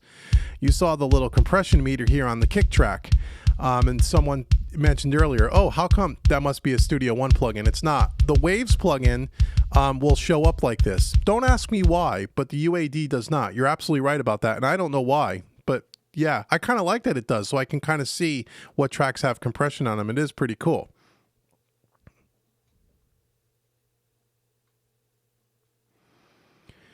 Yeah, Randall, yeah, that's when, you said to me, is that a Studio One compressor? No, it's not. But that happens with the Wave stuff, which is pretty cool.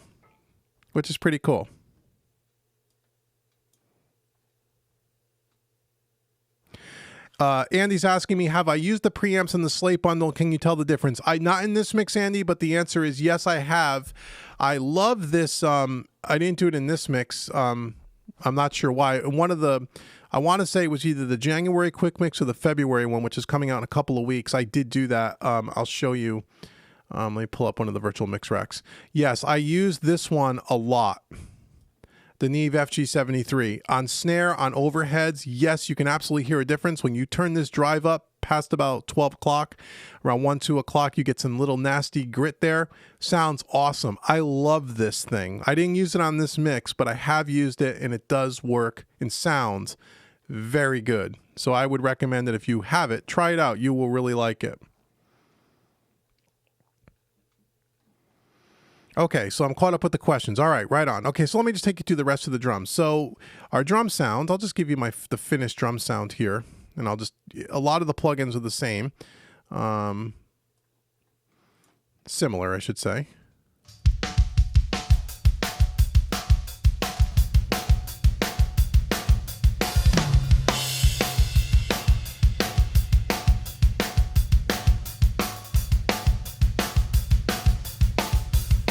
Okay, so that's kind of our finished drum sound. So on the snare, again, I'm using Tape Machine on every track, the console collection on every track.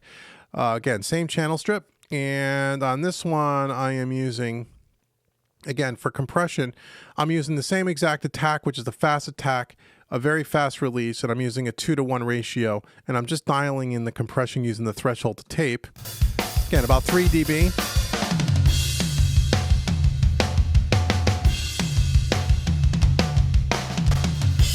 And then on the EQ, let's see, right around 5K, I'm boosting about 6 dB, and at around 400 hertz, or 300 hertz-ish, taking out about 4 dB, and then actually boosting a lot at like 100 on the top snare.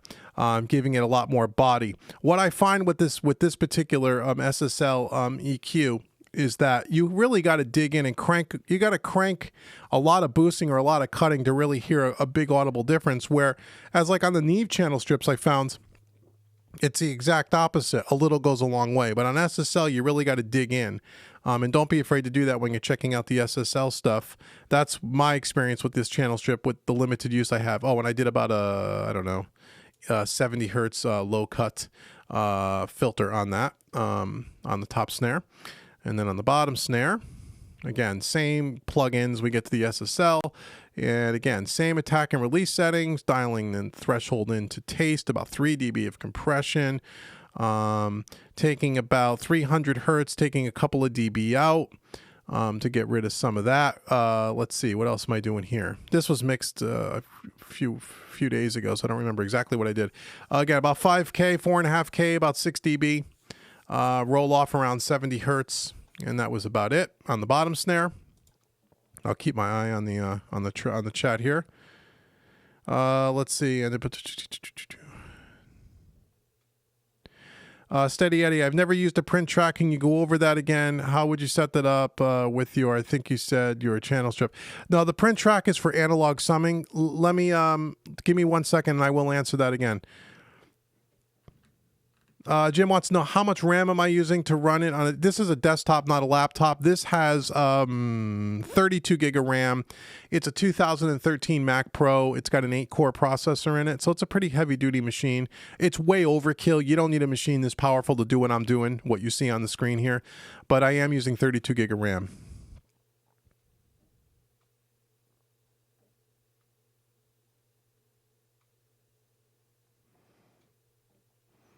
Let me go back to the print track. Okay, so the print track, Steady Eddie asked me, okay, so let me get my cursor over here. Okay, so if you've noticed before as I was scrolling through, I have a red track here called the print track. And the reason why I have a print track is my rig is set up for what's called analog summing. And again, I've talked a lot about this on my YouTube channel, and there is a video or two actually on my YouTube channel going through analog summing and how I set up the routing. But basically what that means is I'm taking the audio out of my interface, which is a Universal Audio Apollo. I have 8 discrete 1/4-inch outputs, sending that signal through an analog summing piece of hardware, which in my case is a Dangerous Music D-Box. It's summing, or it's sending the signal through the D-Box, and it's summing the audio and bringing it back into Studio One, which is over here on return 7 and 8. This track here. And this is what I use as my master bus. And that's why you see my plugins over here on the left on return 7 and 8, as opposed to way down here on the right on the master out, which is where most people put their plugins. And then from there, I record that audio onto my print track when my mix is done. I record the mix onto this print track, and then I solo up that print track, and that's the track that I export as a final mix. So because I'm summing and bringing the mix back into Studio One on a stereo return, you have to print the mix to an audio track, and I call it a print track. Does that answer your question, or do you need further explanation, or does that kind of get you where you need to go, Eddie? Let me know. See other questions we got here. Got a ton of people here, man. Thanks for sticking around. Been online almost a couple hours now. What do we got? We got 45 people. Excellent. Okay. Very, very cool.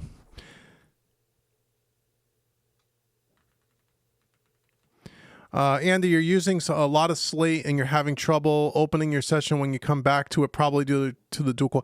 Yeah, and I mean, a dual core processor is still pretty powerful, but yeah, if you start really loading up plugins in a session, your processor and your RAM is everything, right? I mean, that can happen.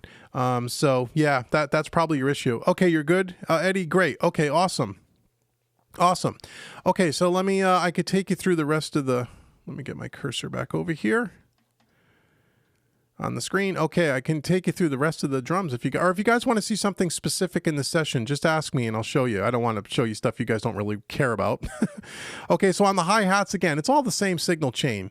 There's not much difference. I'm running everything through these same plugins because I'm trying to give the whole mix that SSL kind of analog vibe, and that's why I'm doing that. And as you can see on some of these drum tracks, like the hi-hats, the tom and the far rooms, you can see I got some automation there, basically because in the verses where he's really doing it's really driving the song, the hi-hat and the snare, I kind of just rode the hi-hat a little bit more in the mix, and then the choruses kind of pulled it back.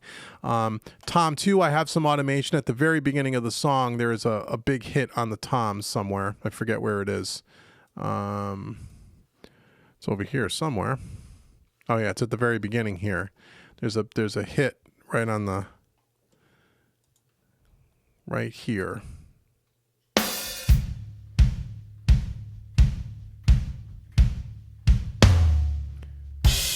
So it's the only hit. So as you can see, I just rode that hit up because it's the only thing that's kind of happening there with the guitars. So I wanted to kind of poke out of the mix a little more. So in context, that kind of sounds like this.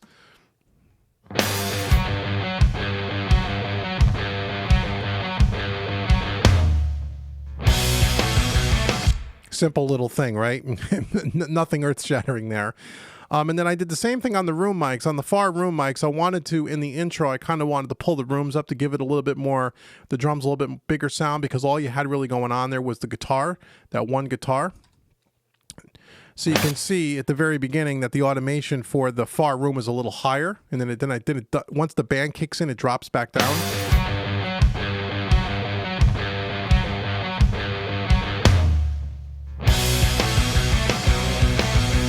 Yeah, so just a little creative thing. So in the intro, I have Tom 2, and the far room is coming up, a little louder in the mix, and then it's kind of folding down when the band kicks in. And then the same thing, doing some automation here on the guitars. So on these guitars, these were mic'd up with two different microphones. It was there's a left guitar and a right guitar. One with a Royer microphone, a ribbon mic, and an SM57 kind of blended together. And at the very beginning of the song, I have that one left guitar. It's the only guitar playing the intro. I have that in the center, panned, and then I automate it to go to the left once the band kicks in. You could see that here.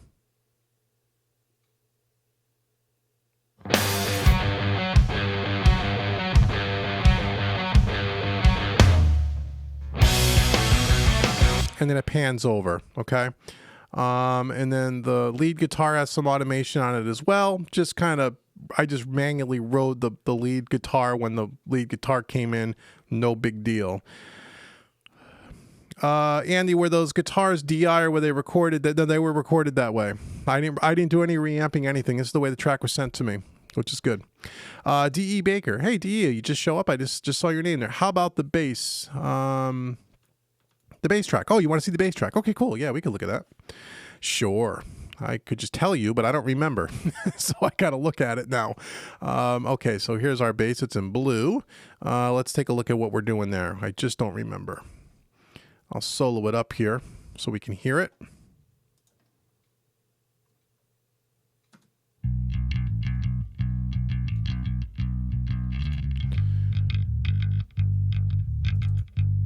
Okay, so on this one, now I remember. So this was a DI track, and I put a plugin on this. This is the Universal Audio MPEG SVT-3 Pro Bass Amp Sim, which is the first plugin I'm using. If I shut this off, this is what you kind of get.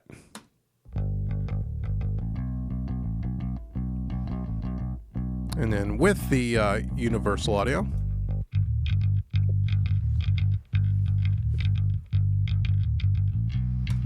And then from there, I'm going to a tape machine, like on the drums, and then I'm going over to the virtual mix rack on the SSL, and then over to the SSL channel strip.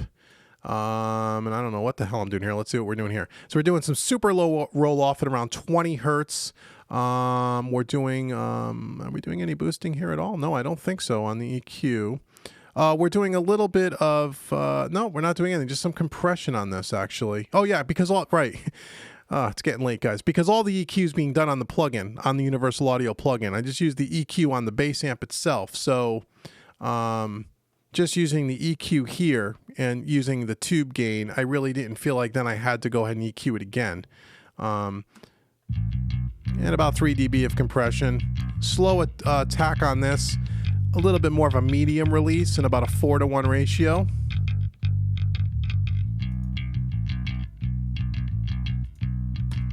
And that's our bass sounds. So if you kind of pair that up with the rest of the band, you kind of end up with this. Oh, let's see what we got here.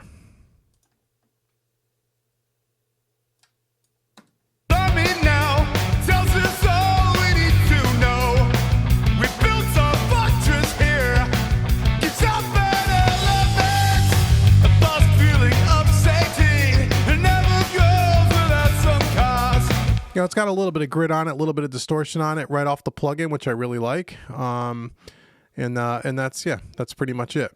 Pretty straightforward on the bass. Anything else you guys want to see in this mix?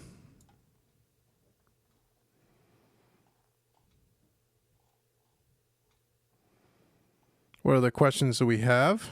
We might have some more. If I missed you guys, I'm trying to scroll back up and take a look at the chat a little bit, make sure I didn't miss anything. If I did, I'm sorry. Just ask again. It's hard when there's so many people trying to ask questions, which is cool. I encourage that. Ask questions. And so yeah, so that's kind of what's going on with the drums and the bass. The guitars, again, like this, because this thing was recorded very well. Once you're doing the same thing, tape machine, console, SSL. You know what I mean? And it really didn't need anything else. It really didn't. It was just a matter of compressing everything very slightly, adding a little EQ where I felt like it needed it, and just kind of blending everything together. When the thing is recorded well, that's all you really need. I could take you over to the parallel compression tracks, which are down here in purple. First, you've been listening to everything with parallel compression. So what I'll do is I'll play this with it, and I'll just kind of mute these purple tracks, and that'll take the parallel compression out. You can kind of hear what that's kind of doing. What's that sound? Alarm me now. Tells us all we need to know. We built our fortress here. It's up and elements. A false feeling of safety. It never goes without some cause. Watch the sun sink down. A fear grows in the dark. So there's our parallel compressions. As you can, hopefully, I don't know what you guys are going to hear, but what I hear is it really adds a nice low thickness and just really brings the mix to life. And again, I use parallel compression pretty sparingly. It doesn't really get louder. I guess it gets a little bit louder, but it's not a volume thing. It's really a thickness thing more than anything else. Let me see, what are we using here? Dale's asking, what plugins do you normally use on vocals? Well, every vocal's a little different, Dale, but let me show you what I used on this one. There's a little extra processing on this than on the rest of the tracks. So again, we're starting off with the tape machine, running it over to the VCC, right? And then we're running it over to the SSL, the G channel strip. And then from there, I'm running it over to a couple of Universal Audio plugins. I'm using the 1176 Blackface compressor by Universal Audio. And again, now the reason why I'm doing this on the vocal, let me just close this for a second. So up till this point, all the tracks that I've showed you, even the guitars, they only have tape machine, console, SSL. Now on the lead vocal, there's some extra processing there, and I've talked a lot about this on my YouTube channel and on the videos. And you may ask, well, why are you doing that? Well, again, as I said earlier, I'm always trying to think of my DAW as like an analog studio. So if I was in an analog studio, when I used to work in an analog studio and I was running everything through, in this case, an SSL console, every analog studio is going to have some extra outboard gear. And depending on the studio will depend on what you have, obviously. Most studios will have one or maybe a pair of 1176s like you see in front of you on the screen. You may have a couple of Pultecs. You may have a couple of LA2As or one LA2A. You may be lucky enough to have a Fairchild compressor, or maybe a DBX 160. You're going to have some hardware. And what we would typically do is we would say, okay, not everything is going to run through all these pieces of hardware, because if I only have two 1176s in my studio, I have to decide what elements of the mix am I going to put those two 1176s on. I can't put them on all 15 tracks. I only have two of them. So what I tend to use these plugins for, these extra pieces of hardware, if you will, is I want to take certain elements of the mix that I want it to be a little special, maybe be a little sonically different than the rest of the mix, which is just going through the tape machine and just going through the channel strip, and add a little bit more or a little bit extra of some tonal flavor. And so that's what I would use in this case, that piece of hardware, the 1176 on. I'm using it on the vocal because I want the vocal to sound a little special. I want to give it a little bit something extra because it is the lead vocal and it should be special from the rest of the mix. So one way to set it apart when you're working in the digital realm is when you use these analog style plugins, again, you want to try to use them sparingly. So in this case, I'm only using it on the lead vocal. Now, in the digital world, you can use it on every track. That's the great thing about plugins. You could put the 1176 on everything. It'll sound good on everything if you wanted to. The reason why I don't do that is because then that uniqueness that I just described about the lead vocal kind of goes away because now every track has an 1176 on it and they all sonically start to sound the same. Make sense? So that's why I'm using the 1176 on the lead vocal, is to give that a little bit of a tonal difference from the rest of the mix. So if I play the vocal, you can kind of see what I'm doing here. I'm on a 4:1 ratio using a fast release, medium to slow attack, and here's what we have going on. That's all we need to know. We built a fortress here. It's up and elevates. About 3 to 5 dB of compression on the heaviest, maybe 6 or 7. I'll turn it off. I'll play that passage again and kind of turn it on and off. You can hear what it does, hopefully through YouTube. Allow me now. Tells us all we need to know. We built a fortress here. It's up and elevates. A false feeling of safety. It never goes without some cause. Watch the sun sink down. A fear grows in the dark. Again, don't know what you'll hear over YouTube. What I hear is that vocal gets a lot more round on the bottom and it pulls the vocal a little bit forward in the mix, meaning it almost feels like the vocal comes a little closer to you in the mix position, if that makes sense. And it kind of gives it a little more fullness. Again, it's subtle, but it's there. None of the other tracks have that kind of unique, have that kind of tonal aspect to it because I'm only using it on this track. Okay, then from there, I'm going over to another Universal Audio plugin. I'm going over to the Pultec EQP1A. I love this EQ on vocals.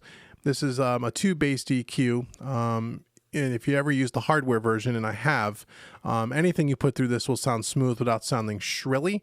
And I'll use this a lot of times with a male vocal to kind of give it a little more air on the top, because a male vocal is typically a little bit deeper in the chest. And so if I were to shut off this plugin and play that passage again and turn it on, you can hear what this Pultec EQ is doing. That sound, allow me now. Tells us all we need to know. We built a fortress here. It's up and elevates. A false feeling of safety. It never goes without some cause. Watch the sun sink down. A fear grows in the dark. Okay, so I'm just boosting it around 6 dB at about 12K to give it a little bit of air. And I'm actually boosting a tiny bit at 100 Hertz just to give it a little bit more meat. So again, what you hopefully can hear there is the vocal just opens up, the top opens up. It gives it more air, and but it doesn't sound shrilly. It doesn't sound EQ'd. You can't do this. This is one of the things when we talk about stock plugins versus third-party plugins. Again, I'm going to open up a can of worms, so that's my disclaimer. Don't everyone get mad at me. But one of the things where we talk about, where I believe myself, this is my opinion, that this is where in an EQ especially, this is where something like a Pultec, where these vintage style plugins really outshine a stock plugin. In EQ is where it really makes the biggest difference. You take a stock EQ and you boost up 6 or 7 dB at 12K, it sounds a lot more shrilly. You can hear that it's EQ'd. It's a lot more on the top. It doesn't have that smooth, un-EQ'd sound, if that makes sense. And so that's one of the reasons why I love this EQ on vocals, is because it gives you that where it doesn't sound processed. And again, I don't know if you'll hear that over YouTube, but that's what I hear sitting here. And then from there, I'm going over to the virtual mix rack again, playing with my new favorite plugin, the Custom Series Lift. It's another EQ. So I went from a Pultec to this. Why? Just because it's a new EQ and I like the way it sounded and I'm playing around with it. Again, I'll shut it off and I'll turn it on. Well, I'll play it with it on, then I'll turn it off and you can hear what it does. Now tells us all we need to know. We built a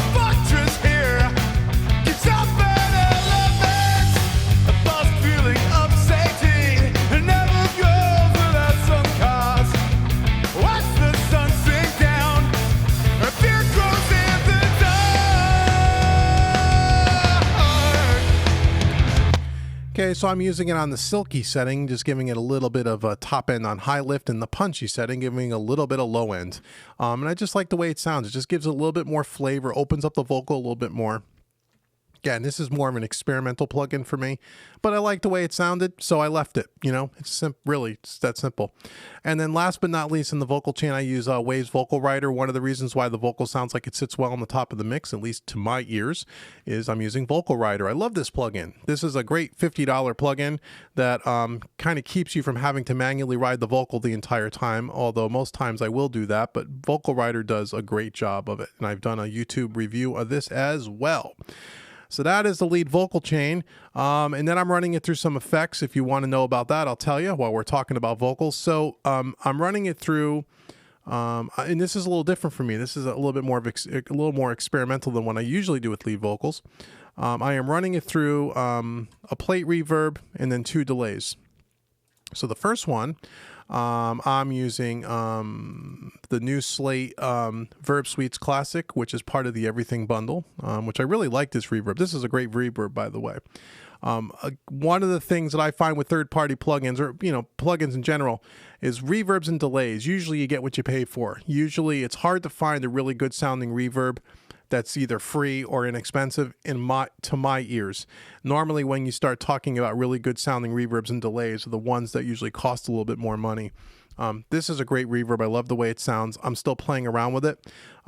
It's new to me, but I like it. There's this great preset called CLA Plate, Chris Lord Algae Plate. He uses the 480 plate, and the pre-delay is the trick to this one, where he's using 150 millisecond pre-delay, which is a long pre-delay. And then I'm following that up with another vocal delay. Or no, excuse me, that was a vocal reverb.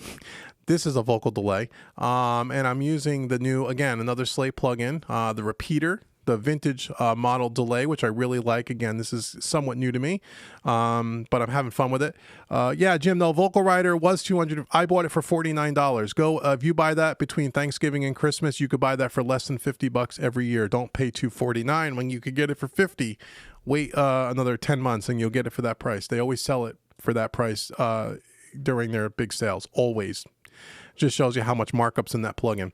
Anyway, so here I'm using a delay after the reverb, and one thing that I'm doing here is I'm running kind of on the left I'm running it at 344 milliseconds, and on the right I'm running at 354. Running a 10-second millisecond delay difference between the left and the right, and it gives it kind of a nice ping pong effect. And I'm running it at almost 50% feedback, like 40% feedback. And then last plugin in the chain, effects wise, is I'm going to another delay, and I'm using the same plugin, but I'm using this more as a slap. I'm using it as a very quick slap delay to kind of just thicken it up a little bit at 166 milliseconds. So if I were to just shut off, let me just do this one at a time, because I know the next thing you're going to ask is, can we just hear them one at a time? So here is the vocal plate. Here's what the plate sounds like without the delays. Let me solo it up. Now, solo, this sounds too loud. I do this always in the context of a mix, but just so you can hear the effect. I ought to really solo it, huh? Okay, here we go. No, we built our fortress here. Keeps out bad elements. That's the plate. Okay, now if I add the delay in, the first one with the 10 millisecond difference on the left and right. A false feeling of safety. Okay, there's the delay. And then if I add the vocal slap, it just kind of thickens it up a little. It never goes without some cost. Watch the sun sink down. Fear grows in the dark. So in solo, that sounds really washy, but in the mix, it doesn't sound that washy. I actually still think in the mix, the vocal effects are probably a touch too loud for my liking. Again, I have to listen to that with a fresh set of ears. I might adjust that a little bit, but it's pretty close. So that is the vocal chain. I forget who asked that question, but there you go. Hopefully that was helpful. Let me see what other questions we got here going in the chat. I'll scroll back up a little bit and see. Andy, let's see. Let me go back up. Let me go back up a little bit. Okay, Dale. Okay, Dale. Okay, so that's what I did for the vocals, Dale. Hopefully that helps. Andy wants to know, what did I use on the P drums bus for parallel compression? Let me show you all the parallel tracks, because someone else asked about those. But let's start with P drums, shall we? Okay, so P drums is over here in purple. And I am using the virtual mix bus as just the first plugin across all the parallel tracks, running it through the console. And then I'm using, I'm using the Monster actually on all of these. Again, being the new everything. I sound like a Slate commercial, but I'm really not. I just did this everything bundle, and now I'm using some of their plugins that I've never used before. And this is pretty cool. This is a cool plugin. Typically, I would use an 1176 on drum bus compression. That's just kind of my go-to. This kind of emulates that. The Monster is an extreme dynamic processor, which it kind of emulates the 1176 in the all buttons mode, which is typically what I use. So if I solo up just the parallel track for drums, here's kind of what we got. I'll turn it up. You can see how low it is in the mix.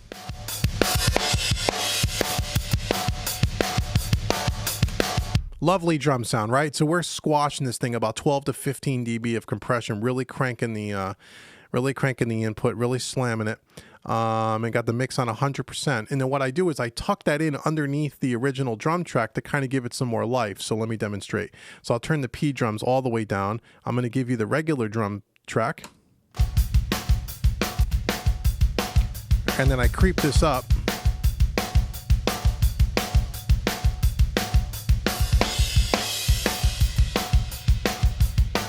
Before, after. So it just gives a lot more punch and a lot more life to the kick, snare, toms. Okay, so that's what I'm doing on the P drums. On P bass, may as well do that while we're here, right? So on the P bass, I'm using, I think, the same plugin. Yeah, I'm using the Monster on all of them because I just wanted to experiment with it, because it's a new plugin for me. I picked a preset called Bass Fattener and I just tweaked it. So it's pretty simple. Let me solo up the bass and kind of give you that.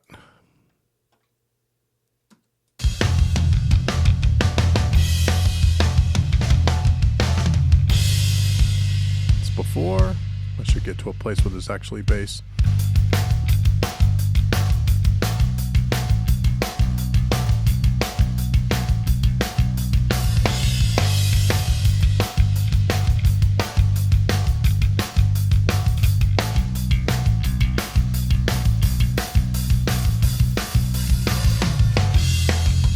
So it's a little more subtle, but it's definitely there.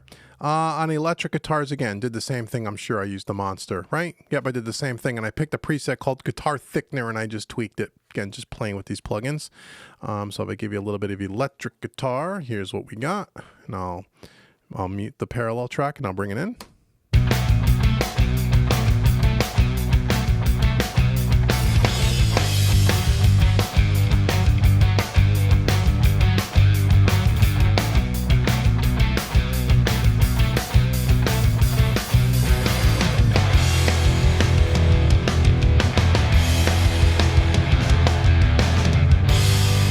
Again, really subtle. You know, I don't compress a lot on guitars, on heavy distorted guitars, because they're already compressed at the amp when they were recorded anyway. And then lead vocals. Again, I think I'm using the Monster. Sure am.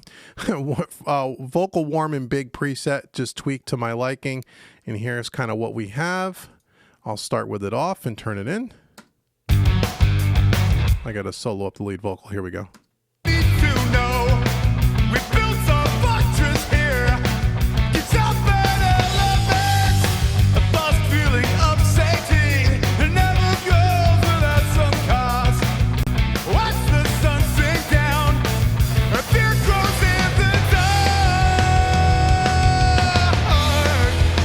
So that's the lead vocal for parallel compression. So again, it just breathes a little life into the track. It's probably most noticeable on the drums. Everything else is a lot more subtle. So let me see what else we have here. Okay. Okay. Nice thing. Okay. Great. Wow. Add some life to. Yes, Andy. It does. Parallel compression's the secret. To me, it's the secret sauce to the mix. It's the difference between a mix that sounds good and a mix that sounds finished, in my mind. And again, I'll do this all at once. So here's the no parallel compression, and I'll bring them all in, and it's just you can hear the difference. And again, it's not a loudness thing. It's kind of a like Andy said it good, breathes life into it. It's just got more punch, more thickness, more oomph. You know. Allow me now, tells us all we need to know. We built our fortress here, gets up and elevates. A false feeling of safety, it never goes without some cause. Watch the sun sink down, and fear grows in the dark. So that's parallel compression. I mean, to me, I use it a lot. I use it on just about every mix in some form or fashion. Okay, let's see what else we got.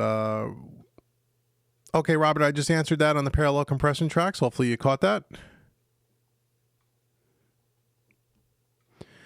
Steady Eddie, does this band do their own recording or just want an outside engineer like you? I don't know if they... no, this was done in another studio with another engineer, this particular track.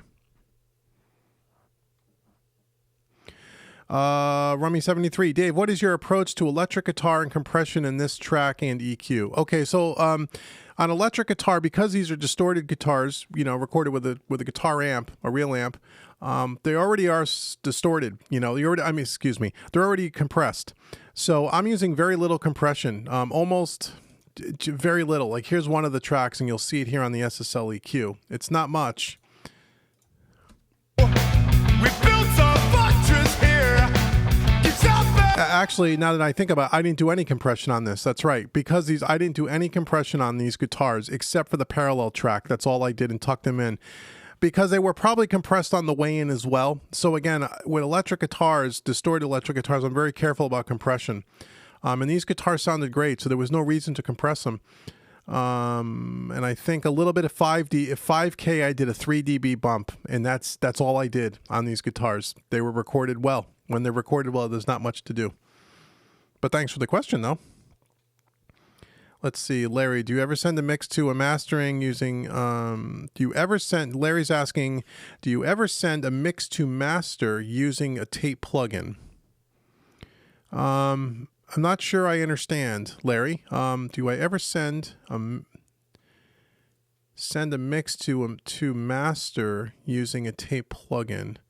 I'm not really sure what you're at. I'm not really sure I understand the question. I apologize. Let me see what else we got here. Yes, Jim. See, $69 for that vocal rider. Okay, I was wrong. It was 50. It might have went up. I bought it 2 or 3 years ago, so it probably went up from 50 to 69. Isn't that amazing? $250, and now it's $69. But if you could get it for $70, I would buy it. I mean, it really is a great plugin. I love it. I use it all the time. And then ultimately, I might actually manually ride the vocal as well. But Vocal Rider, especially while I'm mixing before automation, Vocal Rider keeps that vocal sitting nice. And then sometimes I'll take it off and I'll manually write it. But in this particular track, as you can see here, there's no automation on the lead vocal. It's one of the first lead vocals I've done in a long time that doesn't have any automation on it, because Vocal Rider's kind of doing it for me in subtle bits, and it worked out well. Dale, excellent answer on vocals. Okay, cool. Thanks, Dale. I'm glad that helps. Andy, de-esser? I know what a de-esser is. Are you asking me if I used one? No, I did not use one on this track. I don't like de-essers. I use them very sparingly. I just did a video about 3 or 4 weeks ago on my YouTube channel how I manually de-ess a vocal, and that's what I choose to do more times than not, Andy. I'm not a big fan of de-essers because when you de-ess a vocal, anything for that matter, but especially vocals, when you de-ess something, all it's really doing, it's cutting down, obviously, the frequency that's creating the S, or the sibilance, right?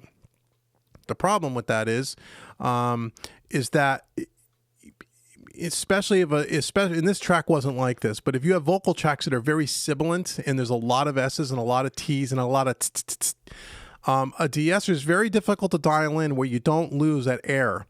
See, you got to compromise. If you have a lot of sibilants, you have a real difficult time then opening up the vocal and giving you more air on top, because then it gets really bad to the point where you can't really listen. It really hurts the ear. And a de-esser is very hard for me to dial in to where I can get the S's quiet enough to where it doesn't sound like I cut all the air off, but doesn't, it's that compromise. So what I do is I manually go in and I manually de-ess them, and I just deal with the S's manually, and then I try not to use a de-esser, and it seems to work better and it sounds more natural to me.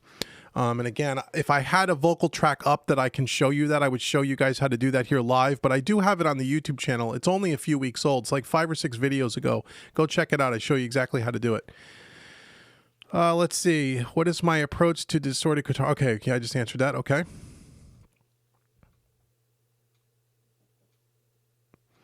Andy, hey Dave, I would like to see a mix using only what you have in a real console. Say if you only had a Neve, without mixing with different plugins. I think I hear what you're saying, Andy. Yeah, I mean that's kind of what I kind of do. Again, using the tape machine, the console, the VCC, and then the channel strip. That is what, say, a real console would have, and that's kind of what it would be. And then again, only using some of the outboard hardware on a couple of the special tracks, in this case, only on the lead vocal, like the 1176 and like the Pultec. So I think I've kind of achieved that, unless I'm misunderstanding what you're asking. Maybe I'm misunderstanding you. I'm not sure.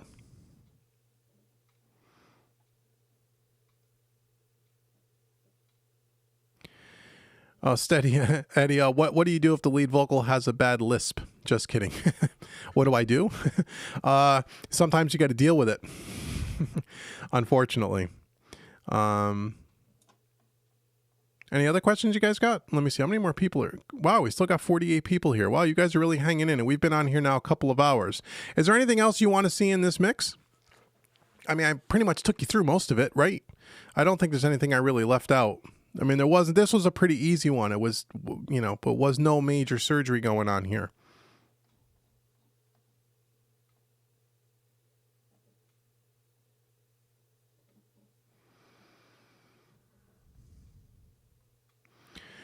Dale, it's a good question. Dale's asking, in my opinion, why are we trying to emulate analog mixes with digital equipment? Analog mixes rule? Are you asking, does analog mixes rule? Okay, I understand the question. Let me go back to my other camera here. You guys are done looking at Studio One for now, right? We can always bring it back up. It's no big deal. Let me, okay, you should be able to see me now. Hey, guys. Let me try to answer that. So Dale's asking, let me just shrink my Wirecast here. Before I answer that, Jim's asking, do I ever use the NLS? Yes, Jim, I have used it. I do own it. I do like it. I like the VCC a little bit better. Although on the Waves NLS, I do like, there's one console that's not on the VCC, and it's the EMI console, the TG12345. Love that sound of that console, and I actually have the Waves version of the TG12345 channel strip, which is kind of a funky channel strip, man. And I've used that in a couple of mixes, and I'm going to do a video on that soon, because that's an awesome console. It's got a really unique sound to it. So thanks for asking. But the NLS is a good plugin if you don't have the VCC. So Dale, to answer your question, do analog mixes rule? Why are we trying to emulate analog mixes with digital equipment? I don't want to spend an hour I want to try to give you a short, concise answer. Okay, so basically it goes like this. For me, anyway, and for a lot of people too, but my opinion. So before there was digital, we recorded in analog studios. We used analog consoles, analog hardware. And there's a certain sound that comes along with that gear. All the records that I grew up with, that a lot of people grew up with in the 60s, 70s, 80s, and even parts of the 90s, especially 60s and 70s and 80s, had a certain feel to them, a certain sound characteristic to them. When digital recording became more prevalent and Pro Tools became more the norm and digital recording became more the norm and the analog gear started to go by the wayside and everybody was doing everything in the box, there was a lot of benefits to that, right? You had the editing capabilities, the recall capabilities, and there's a million other workflow enhancements.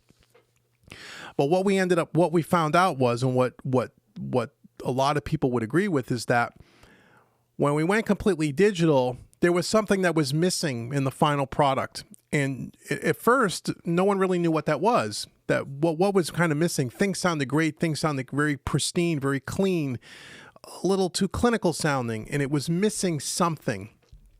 And that something, come to find out, was all that analog equipment.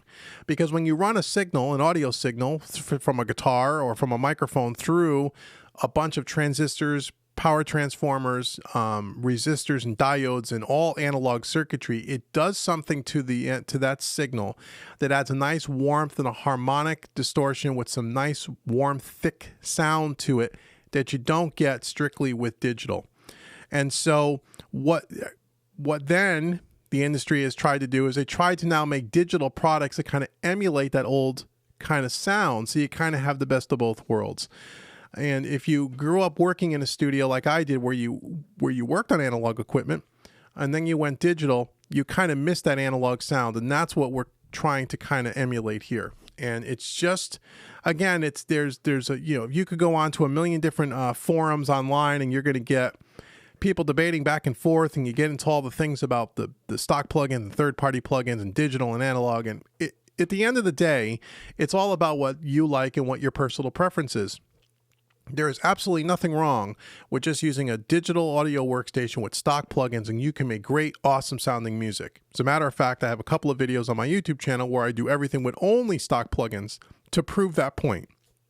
However, if you want a different type of a sound, not better, just different, a different type of tone, this is where some of these analog style plugins can give you that you don't really get from stock plugins. Okay, so that's really the short answer. And again, it's all a matter of opinion. There is no right or wrong, but that's kind of the story behind it.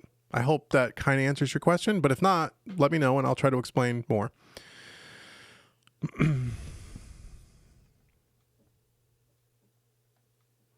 Oh, hey, Larry. Oh, yeah, no problem. Hey, Larry, don't be sorry.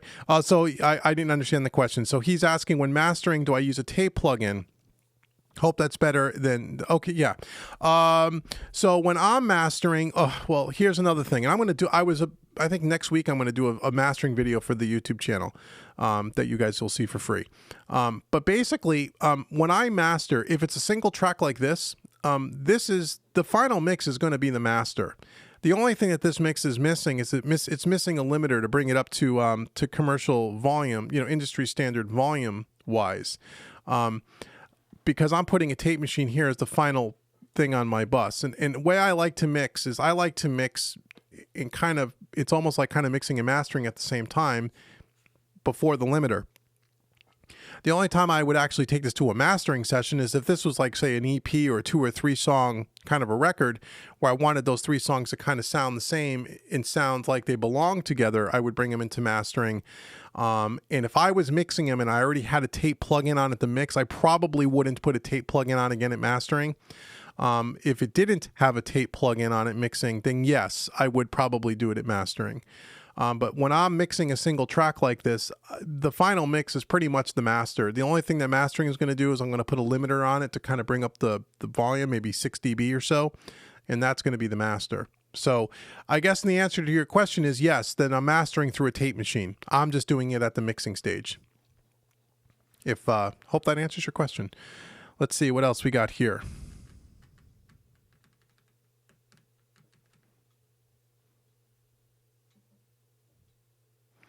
Andy's asking, when I get that new 32, am I going to mix through the console? Yes, that's the whole point.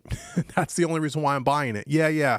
I'm going to mix through it, with all the faders, and I'm going to still use my plugins and stuff because it's a digital console. It's not an analog console.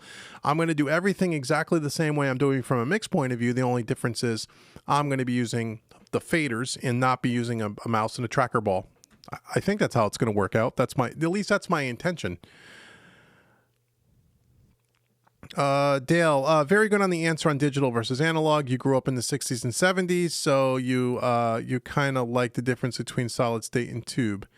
Yeah, it's kind of like the difference. Yeah, exactly. I hear what you're saying. Yeah, tube and solid state have a very distinct sound.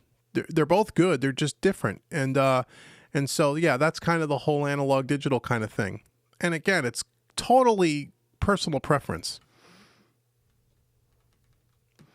Eddie's asking, do I still use some analog gear on, say, a lead vocal or acoustic guitars? Yes, I do. If I'm tracking vocals, I have a Pultec EQ hardware. It's actually made by H.R.M.E Audio, Pultec, not an original Pultec. And I also have a H.R.M.E Audio 1176, so I will track through those into the DAW if I'm tracking vocals. And same thing with acoustic guitar. There's always a little bit of EQ and compression. Again, not a lot. I'm not killing. If it's an acoustic guitar with a lot of heavy strumming, I'll be compressing more to kind of control it on the way in. But it's really just to I'm using it just to kind of control the dynamics. But the answer to your question is yes, absolutely.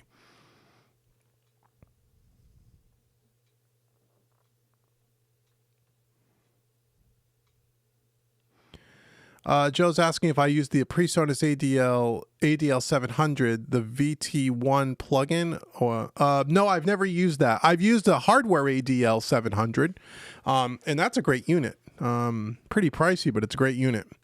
But I have not. I have never used the plugin. No. You really like the plugin almost as much as the UAD stuff. Oh, cool. Yeah, I'm sure it's if it's anything like the hardware unit is fantastic. It's a high-end piece of gear. So, yeah, I'm sure the plugin is great, but I've never tried it myself. Oh, Andy, you're asking about would I be using the Studio Live 32 using the onboard effects like reverbs and delays like a live show? I don't know, Andy. It's a good question. Yes, I'm probably going to try it for sure. Are those reverbs and delays going to be as good as the Slate Digital stuff? We're going to find out. But yeah, I'm going to try. I'm going to put it through its paces. I'm going to try to use and experiment in different ways. I'm always into that, using different kinds of plugins, different kinds of techniques. And so, yeah, I'm going to try it and see what it sounds like. I'm sure it's going to sound great. But yeah, I'm sure I'm going to try it. And yeah, I'm going to do if I get this thing all rigged up, I'm going to do a live stream and we're going to do a big demo on it together. So that'll be really cool. What else is going on in the chat? Have I tried the Isotopes new analog emulations in Ozone? No, Jim, I have not tried it. I don't have really any Isotope stuff. No, for no other reason other than it's just I already have Universal Audio, Slate Digital, and I use some Wave stuff. I really don't need any other plugins. I'm trying not to buy any more plugins. I got way more plugins than what I need. All the plugins I'm using today are really more for teaching than anything else, as I said earlier. In 2016, I didn't buy any plugins all year except for the Waves SSL 4000 collection that we looked at tonight because they had it on such good sale. And again, I only bought that for teaching, or else I probably wouldn't have purchased that because the Universal Audio stuff is just as good in my opinion. But yeah, so I don't have any Isotope stuff, but I know they make great plugs. So let's see. Hi, Donald. Am I still using? He's asking if I'm still using the D-Box on most of my mixes. Yes, Donald. On every single mix is going through the D-Box. That's all part of the analog summing. I love it. Again, and there's, just like between third-party plugins and analog style plugins, that debate that we just talked about, there is just as big of a debate online about whether analog summing makes a difference or not. And again, I stay off a lot of those forums and stuff because, even on Facebook, people just get crazy, I can tell you that for years, I didn't believe in analog summing. The only thing I can tell you without trying to convince you is if you want to know can you hear an audible difference, the answer is yes. You need to go listen to it for yourself to see whether or not it's worth it to you. I've listened to and have printed stems out of a mix without analog summing and with. And just like when we showed an example earlier about the virtual tape machine on the vocal, if you were around for that demonstration, how it is subtle, but it is there. That's kind of what it's like on a single track, but a cumulative across a mix, it makes a big difference. And again, just like with the third-party plugins, it's not the thing that's going to give you a professional mix. If you don't know how to mix with stock plugins in a DAW, and know how to record well-recorded tracks, no analog summing, no third-party plugins are going to help you. But it will give you that extra, 5 or 10% difference, I think. The big thing about analog summing in with the D-Box is it's not so much yes, it puts that analog vibe on it and brings it back into the DAW. That's part of it. But really, what it really does more than that is it really gives you a more, I believe, in what I hear, a more accurate representation when you're mixing it in with your monitors in your studio.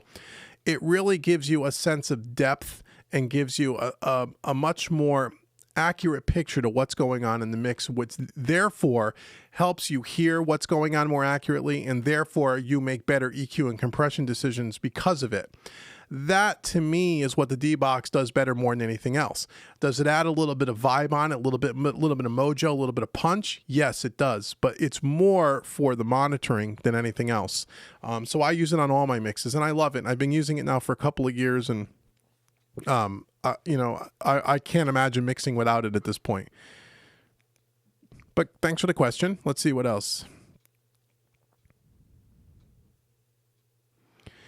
Eddie's asking, money spent on a high-end quality microphone more important than an analog channel strip?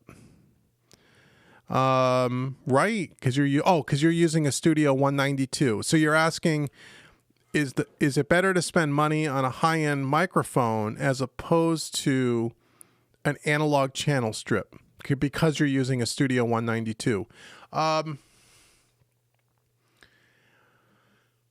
Yes, I would say in that particular case, I would rather. The Studio 192, by the way, is a great interface with great preamps. There's nothing wrong with that. It's not an entry-level piece by any means. I would say it's on par preamp quality with the Universal Audio Apollo, in my opinion, for what that's worth to you. So you already got a great preamp. There's no color to it. It's more of a clean, transparent preamp. It's not an analog preamp, but it's still a great preamp. So to have having the money spent on the microphone to get a good quality microphone makes sense with that particular interface. Now, if you had a $50 interface, and again, not that you can't make good music on a $50 interface, but just stay with me.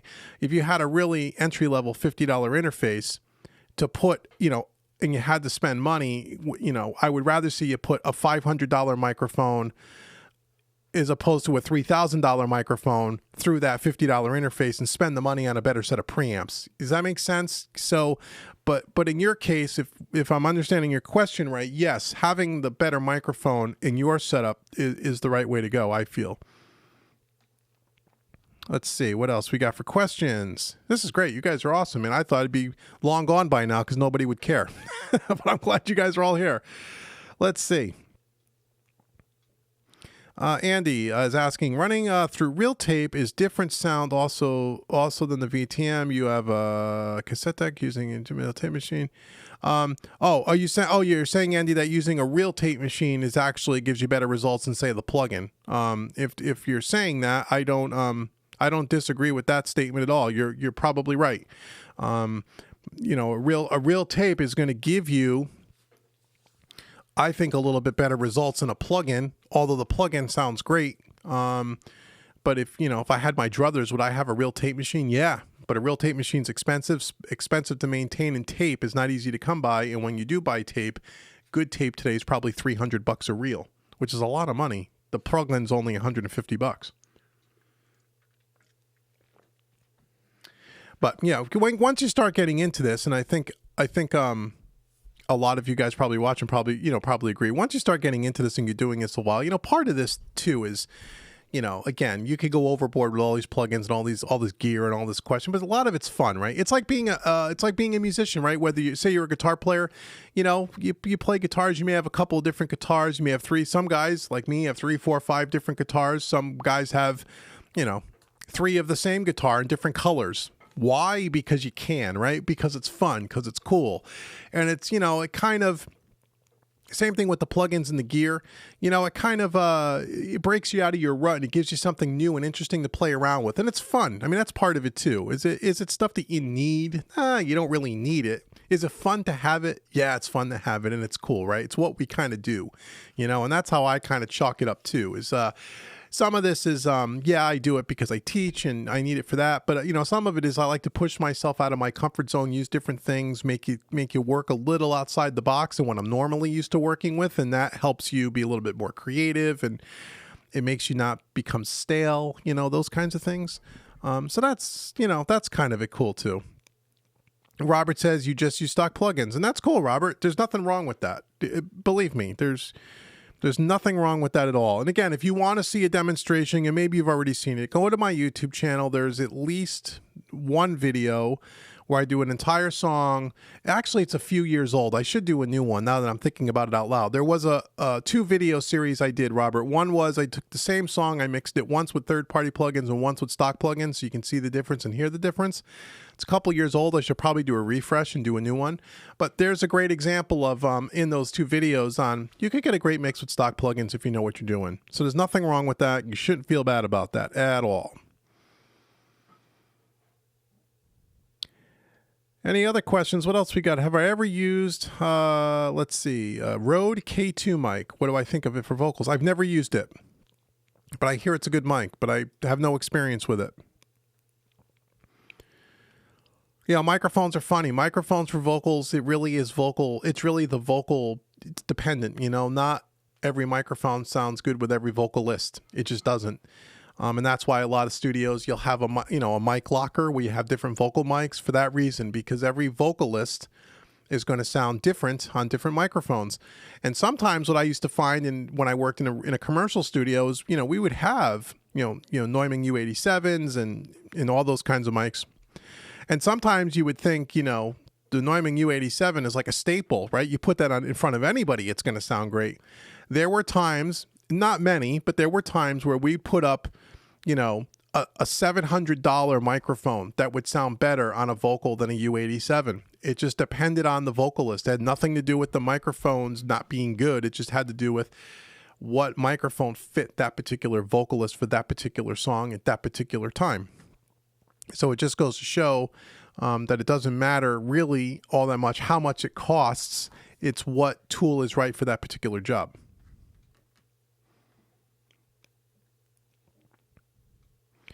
Andy was given 2 Rode NT1As. Yeah, those are good mics. I have 2 of those myself. I use those on acoustic guitar a lot. They're really good.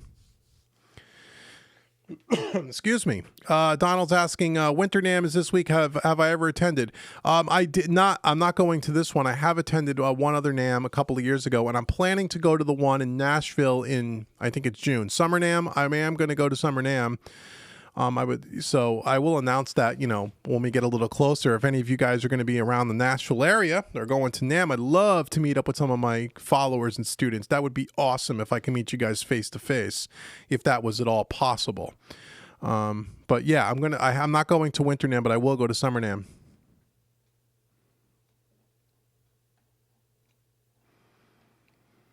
How many more people we got still hanging here? Wow. 48 people still. My Lord. Awesome, awesome, awesome. Any other questions, guys? Any other questions? The Studio One session is pretty much done. There's nothing else to really show you there. I'll stay here as long as you guys want to ask me questions, and then I'm going to split and get to bed. But I will stay on for a while. Let's see. We only have Johnny mixing with stock plugins, but you have a video of third-party plugins not available on YouTube, at least in India. Oh, no. Oh, in India. Hey, welcome. No, I know what video series you're talking about where Johnny mixed a song with stock plugins, and I mixed that same song with third-party plugins. That was like 4 years ago. We're going to do another one of those, Johnny and I. We've already been talking about it. I think he mentioned that last night on his live stream. At least I know. I thought I heard him say that, and he's right. We are. But I also did some videos on my own where I did that example. So it's on my YouTube channel. It's there. You should be able to see it.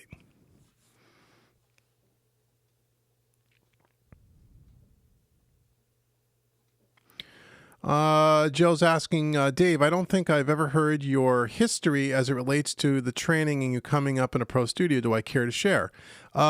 Sure. I can, yeah, I can share that story if you guys care. What's Keith saying? Keith. I love Keith. He's a good guy. Can you tell me what diet you're on? You look great, and I need to lose about 50 pounds. Thank you, Keith. That's very kind of you. Yeah. What am I? Well, basically, Oh, yeah, to break kind of our audio topic. Yes, I did. I lost 34 pounds in 2016. I started on May 26th, and that date is very special to me. May 26, 2016. I am someone who've had a bad lower back my whole life, which is probably half of the people watching this probably have a bad back, right? And one of the things, going to some back surgeons and stuff, and I'm contemplating back surgery, which I really didn't want to do. Talking to a couple of back surgeons, they said really, what's going to help your back a lot is, losing some weight, getting in shape. And, hey, when you work in a studio all day long and you sit like this all day over the years, as I'm sure you know as well, Keith, you tend to put on a couple of pounds. We're all getting older. I'm not as active as I used to be. And I was to the point where I was just having a hard time dealing from day to day life. My back was getting so bad. It was progressively getting worse over the years as I got older. So I decided right then and there, I'm not going to let some guy cut my back open and do surgery that scares the beeswax out of me. I got to get serious. And so I did. And I basically didn't go on a diet. I basically just changed the way I ate. And I ate pretty much a fruit and vegetable diet with lean meats. And that's kind of how I eat today. It's not vegetarian, but I don't eat anything that's processed foods. I got rid of all the processed sugar in my diet, and I lost 34 pounds in 6 months. I work out now 6 times a week, cardio and some strength training. And since I've done that, my back has felt a lot better, even though it still aches from time to time. It feels a lot better, and I'm able to cope, and that's kind of my health thing. But thank you so much for saying that. Yeah, I lost 3 pant sizes and 2 shirt sizes, and had to buy a whole new wardrobe, and I'm feeling a lot better than I felt in a long time, and I appreciate you saying that. So for everyone that didn't care to hear that, I'm sorry. But anyway, let me get back. Someone else asked me a question about something that had to do with my career. Okay. So Joe wants to know my kind of my upbringing in audio. Sure, Joe. Yeah. So I started, as many of you, as a musician. I'm still a musician. I play in a band. I'm a guitar player. There's a couple of guitars sitting over there. And back in the mid 90s, I was playing in, local bands, doing my thing. And I wanted to record my band. I just wanted to learn how to record like live gigs or rehearsals, really. So I would just have something as a kind of a souvenir, if you will. So when I'm old and gray one day, sitting in the rocking chair with my grandkids on my lap, I can hold up my recording from my band when I was a young man, and look back with some pride. And that was really what got me into it. I really just wanted to have something, a souvenir for myself, and wanted to hear what we sounded like as a band. And I knew nothing about recording. And at that time, there was really no, I think, DAW. I mean, we're talking about the early 90s. There was computer recording, but it wasn't in the home yet. The computer technology wasn't really there to do that effectively. But we had, the old 4-track Tascams and Foztech stuff. And then Boss and Roland made some digital stuff along the way. And I believe I bought I think it was a Boss BR4 or BR8, a little digital 8-track recorder, which was one of the first ones on the market. It used to have like an old floppy disk is what you used to put in. And I bought one of those things from like a Sam Ash, and I just started plugging in microphones in my rehearsal room with my band and learning how to record.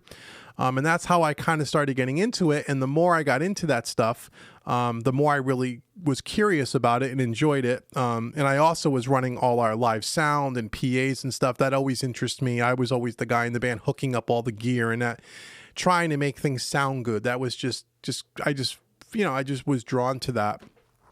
And I'd say 1997, 98, once I kind of got bit by that bug, I worked as an intern in a local commercial studio here in Connecticut for about a year. Not really as a typical intern as you would think, not, getting coffee and vacuuming floors and scrubbing toilets. That isn't the way I kind of did it. It was really more of, I was lucky enough to get into somewhere that really, they needed kind of an assistant. And they were teaching me right away, which is really cool. So I was really in there getting to work right away, learning how to mic up instruments properly, learning how to record and track. I really started as a tracking engineer, learning how to capture the recordings well. And then over the next 3 to 4 years, working in a couple of different studios, just learning how to be really a recording engineer. And that kind of drifted into more of mixing because that kind of interested me as well. And then I learned, everything about consoles and how consoles worked and tape worked and all that stuff. And did that until about mid 2000s, 2004, 2005. So I was in the commercial studio world about 6 or 7 years as a recording engineer / mixing engineer. And then once the technology became to where you could record on a computer in your home, I started to build my little home studio and started off like a lot of you guys, I'm sure, in a spare bedroom somewhere, off in the corner with my first, PC with, I think I was using Cubase at that time. Pro Tools I wasn't a user of yet, and I learned on Cubase. And I just started to learn all this stuff, and YouTube was starting to come along, and I would learn stuff online and take online courses.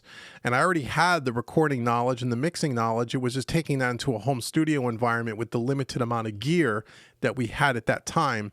And I did that, for many, many years. And, as the technology got better, as the gear got more affordable, start bringing in more pieces of equipment into a home studio environment. And this was all done in my condo, in a 1-bedroom condo for a long time. And then around 2009, when my wife and I bought the house that I'm sitting in now, we bought a house with an unfinished basement, which was the whole bottom floor of our house. We bought it purposely because I knew I was going to put a studio in. Had 9-foot ceilings in a basement, which is kind of unusual. And so I built a 4-room studio out of my basement, and I was a tracking studio for probably 3 or 4 years. And then over the last couple of years, I really don't track anymore here. I really just do mixing, mastering, and now a lot of teaching. And that's kind of how, that's kind of the 50 Cent tour on how my career went. So I've been in this business since about 1997. So I don't know how many years that is, 20, something like that. So that's kind of my story for what it's worth. Hope that helps, answers your question. Let's see. Someone's asking, I've been wondering which is the better channel strip to use on vocals, SSL, Neve, or API. Oh, that totally depends, man. I mean, that's an impossible question for me to answer. I mean, all of them are fantastic. You can't go wrong with any one of them. It depends on what kind of sound. SSL, Neve, API sound completely different. Not good or bad, just different. And so it would really depend. Any one of those would be good, to be honest. It really depends on what you're looking to do. Oh, I got a lot of questions here. Let me see. Let me go back up. I'll get to them, guys.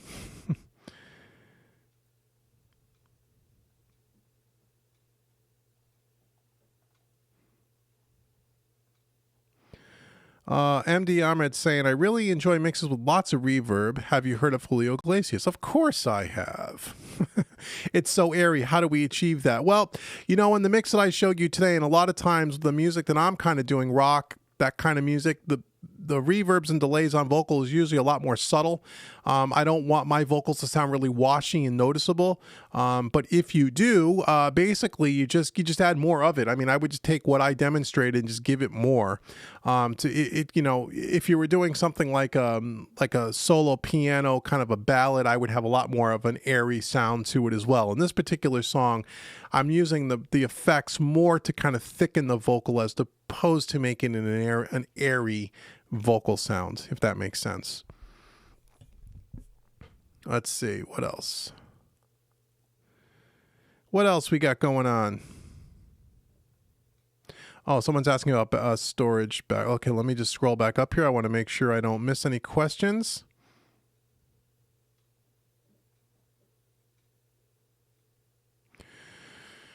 Let's see. Is there a hidden gem of old or used analog gear you think people should look at? I'm not sure what that means. Is there a hidden gem of old or used analog gear? Oh, you mean a particular piece of equipment? Is that what you're asking?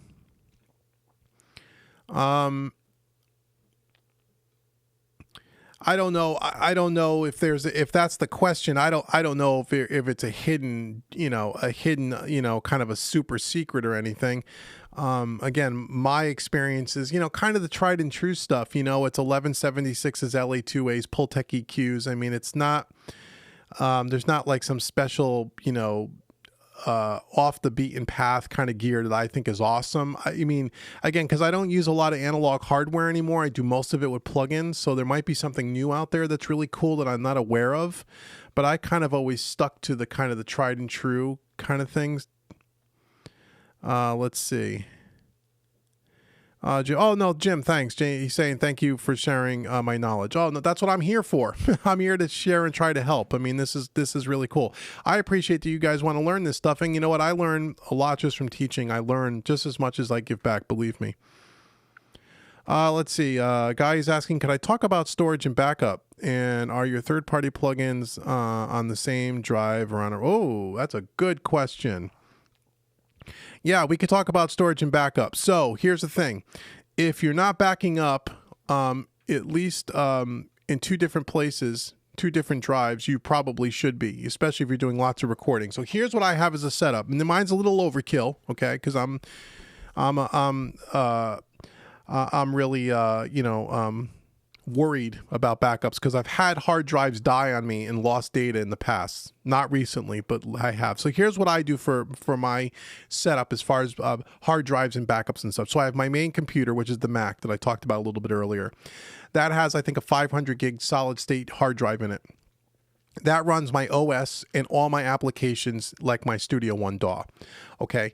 I have that hooked up via Thunderbolt to a RAID, a 3-drive RAID system made by a company called Kali Digit.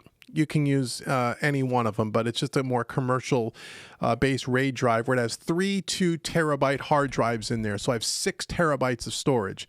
And the way I have it set up is I have it set up in a mirrored, which I believe is RAID 1. Either RAID 1 or RAID 0. It escapes me off the top of my head, but it's the mirrored.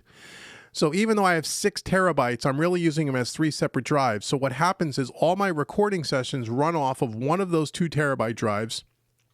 And then as I'm using it, it mirrors it and copies it to the other 2.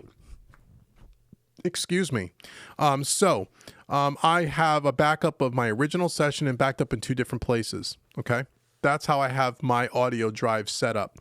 From there, I'm also now taking that 2 terabyte and I'm making a duplicate copy of it at night at like 3 in the morning. I have a little application that runs and will take all my audio, all my sessions off of that one drive and dump it on a USB external hard drive, like a Western Digital, like a portable USB drive.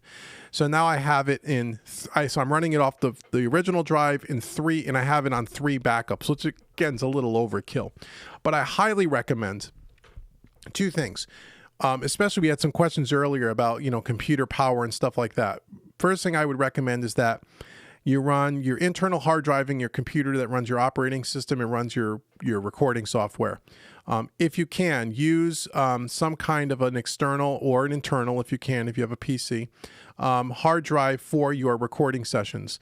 Now, depending on your computer, this might not be possible. If you have an older computer that only has like USB 2.0, plugging in an external USB drive into an old computer with a slow processor without a lot of RAM in it may not give you very good performance. So you got to have a more recent, a little bit more, last 3-4 year old computer. But try to run your sessions off a separate drive and then have that drive back up to at least one other drive, if not 2. Hard drives are pretty inexpensive today. You don't have to necessarily have a RAID drive. A RAID drive just makes things a little bit easier and a little bit more automated. But you can use external USB or Thunderbolt drives if you have a Mac and you're using Thunderbolt. Although I think Windows PCs have Thunderbolt now as well. So that's what I would do for backups. Absolutely have a separate drive and absolutely back them up.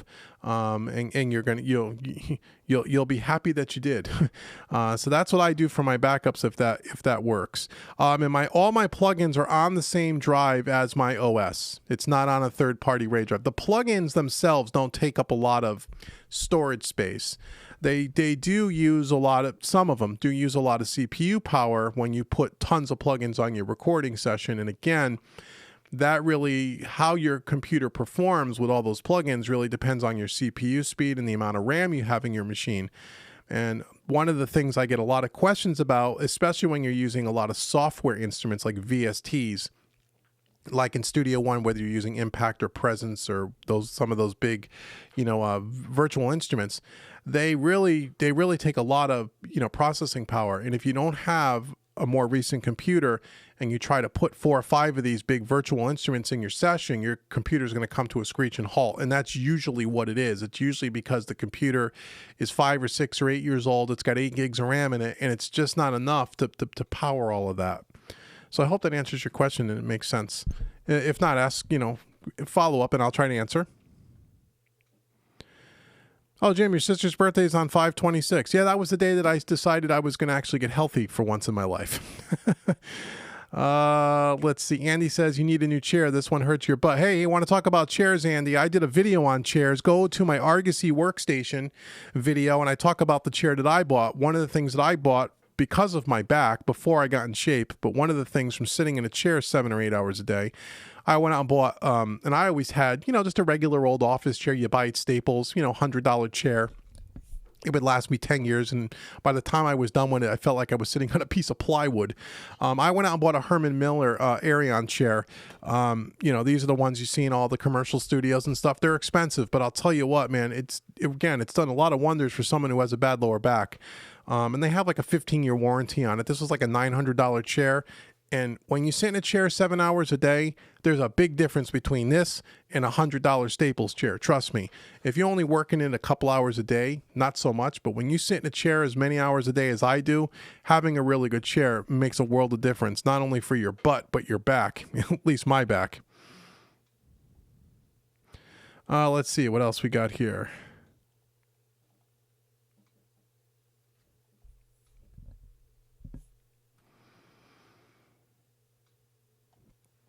Oh, Keith, thanks so much for the kind words. Very, very nice, Keith. I appreciate it. Wow, look at all these questions. You guys are awesome. Let me see what else we got here.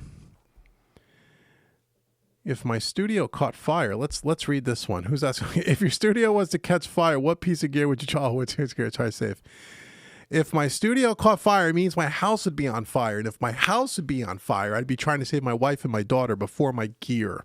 But let's say, in case my wife can hear me say, let's say that that it was a commercial studio and it was my commercial studio in a commercial space and it was on fire. What would I try to save? In my current setup, probably my computer, because my computer probably cost me more than most of my other gear put together. Yeah, as far as vintage style gear, I don't have a lot of vintage style gear. Like I said, I have a Pultec style EQ and an 1176 compressor, but they're not even originals. They're knockoff. I wouldn't say knockoff. They're made by Warm Audio. They're really good, but they're not really expensive. My computer is probably the most expensive thing I have. And then my monitors, my Focal monitors are a little more high end. So I guess if I was running out of a burning building, I would take the computer and I would take my monitors with me. Let's see. What other questions we got here?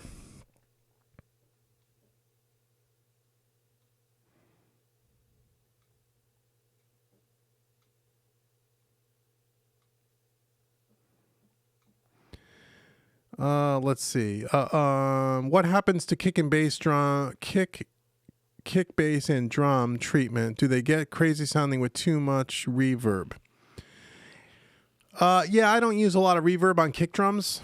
Very, very, very, very little. Same thing with bass guitars. I'm not a real big reverb person on that. If you use too much reverb, it is going to get kind of weird sounding. Again, it depends on the style of music, but in general terms, yeah, that's not something I would put a lot of reverb on.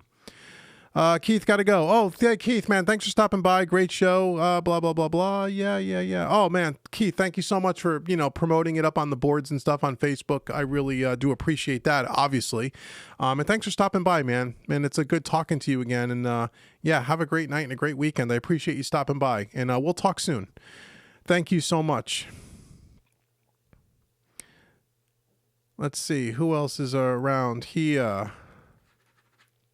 Dale's asking about the Behringer C1 studio condenser microphone. Any good? I have no idea. I've never used it. So I couldn't comment on that. Maybe somebody else could. How many people we have here? Wow, 57 is that? Oh, 47. Well, that's still a lot, seeing as we've been on here almost 3 hours. That's great, man. That's really cool. What other question you guys had? Anything else? Or are you guys tired of me by now? Again, I really do appreciate you guys so much for stopping by and checking this out. And I'm going to do more of these if you guys want to do more of these. I'm going to try to do one maybe once a month. Try to do something different. And every now and again, I'm going to pop on with no notice. And you guys, if you subscribe to the YouTube channel, make sure you check off the notifications. So if I jump on for an impromptu thing, or a lot of times I'm working on a client mix and something might come up that I think it's cool and I want to show you. And sometimes I'll record a YouTube video. But what I'm finding with this live streaming stuff is I can just jump on live. You guys can check it out. And then the video is always being recorded so you can watch it later on YouTube. But if you subscribe to me on YouTube, make sure you get the notifications turned on so you see when I'm online and you can come join me live. But I'm going to try to do these a little more frequently. Like I said, when I get that Studio Live 32, we'll definitely do a live stream and we'll check that out together. That'll be really cool. It'll be really fun. And any other way that I can try to help, this is new, the live streaming thing for me. But I like the fact that we can kind of interact in real time, and it brings me a little bit closer to you guys, and we can kind of develop a dialogue this way better than you watching one of my YouTube videos and then sending me questions through email or through the comments on YouTube. At least I think anyway. So. Let's see. Some show. Oh, thanks, man. Appreciate that. Let's see. What do I think of UAD plugins? I think are the best. Sounding more than I could. Yes. Well, I use pretty much. You didn't see it tonight much, but I pretty much use 90% of my mixes use almost exclusively Universal Audio plugins. Do I think they're the best on the market as far as more accurate than their competitors? That's tough to say. In some cases, yes. In some cases, I think it's pretty equal. Again, Slate Digital makes the stuff Slate's coming out with is pretty remarkable as well. Some of the Wave stuff like the CLA stuff, the CLA 76s, the CLA 3A, and the CLA 2A sound amazing as well. Are they better or worse than Universal Audio? I think they're really, really close. I like Universal Audio because I've been using it for probably 10 or 12 years, so I'm really accustomed to the way their stuff sounds and functions that I just prefer that. And I like it because, you have the hardware, which takes all the processing power off your CPU. So I just am more biased towards that. But are they better than the Slate Digital stuff? Are they better than the Wave stuff? I wouldn't say they're better in certain plugins, maybe, but I think overall they're pretty darn equal. And what I tell a lot of the people that are asking me about third-party plugins when they're first getting into it, like I said earlier in this live stream, I've turned them on to Slate Digital stuff all the time because I think it's super affordable for what you get, and the plugins sound amazing. So I lean towards Universal Audio more because it's what I'm familiar with, but the other stuff out there is good as well. And I'm only really familiar with Slate Digital, Universal Audio, and the Waves. Once you get beyond that, I'm not too familiar with some of these, offshoot brands and stuff. I'm sure they make great stuff too, like Isotope, for example, but I just don't use their stuff, so I really can't comment on it because I just don't know. See you later. What's it? Midman 45. Later, everyone. Yeah, take care, man. Thanks for stopping by. Andy's going to send me a Vision Studio email. Are you asking me for my email, or are you going to send me an email? So I think you said you sent me one and I didn't get it. But if you send it to me, I will definitely respond to you tomorrow. Probably not tonight, Andy, but I will tomorrow. But if you want to know the email, it's just info@visionrecordingstudios.com. Or you can send it to info@homerecordingmadeeasy.com. I'll get it there too. Let's see. Cast 390 is asking me, are there any video tutorials in the works? Yes, there are. There are... Right now, for this year, for 2017, there's going to be 12 new quick mixes, one for each month. January is already coming out. February, March, and April have already been recorded that are in the can. I'm working on June or July's actually right now. So I'm going to have one new quick mix every month, which is like an hour and a half tutorial on how I mix the song, kind of like what I did here tonight with the audio file, so you can download and mix with me. There are going to be two Made Easy products coming this year from me. One is going to be dedicated to vocals, mixing vocals made easy, and that's going to entail everything from using stock plugins, third-party plugins, reverbs and delays, and those kinds of things. Really focus on vocals, and not just plugins, but editing vocals, de-essing vocals, like we talked about earlier. And then there's also going to be another one called I think it's going to be called mixing with analog style plugins made easy. Again, a lot of what we talked about tonight, and again, a lot of what I get asked about is a lot of these third-party plugins, and not only how to use them effectively, and I explained some of that tonight, but then also comparing different things like, setting up a bunch of different channel strips from different consoles, SSL, Neve, API, Trident. What are the sonic differences? How to use those plugins? How to effectively set up your DAW like an old analog studio. We touched on a little bit on that tonight, but I'm going to do a whole Made Easy series on that, because that is probably, if it's not the top question I get, it's certainly in the top 2 or 3, is around vintage style plugins. And again, a lot of these questions came through tonight about this stuff. And I know that's what people want to know about. And so I want to do a whole Made Easy series on it. Not just showing you a mix and showing you what I did, but really getting into the plugins and kind of really trying to demonstrate the sonic differences of why they sound different than others. And not just between stock plugins and the vintage style plugins, but the differences between the vintage style plugins themselves. Like, for example, an SSL channel strip versus a Neve channel strip. They sound completely different. And where would I use them, and what instances would I use them, and just trying to kind of give a real good primer on that stuff. So when you start getting into buying a lot of these plugins, you don't end up wasting a lot of money buying stuff you really don't need and doing a lot of trial and error. I'm going to try to cut all that out to kind of really get you informed. So when you start getting into those kind of plugins, you can kind of save yourself a lot of headache. And the best thing you can do is stay off the forums, stay off the internet, and everyone's got an opinion. And a lot of that stuff that I read, a lot of it is just inaccurate.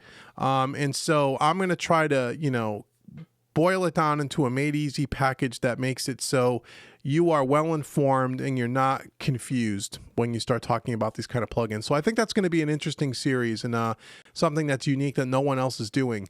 And so that's what's coming for tutorials this year. And there'll always be YouTube stuff and this live stream stuff. So those are kind of tutorials as well.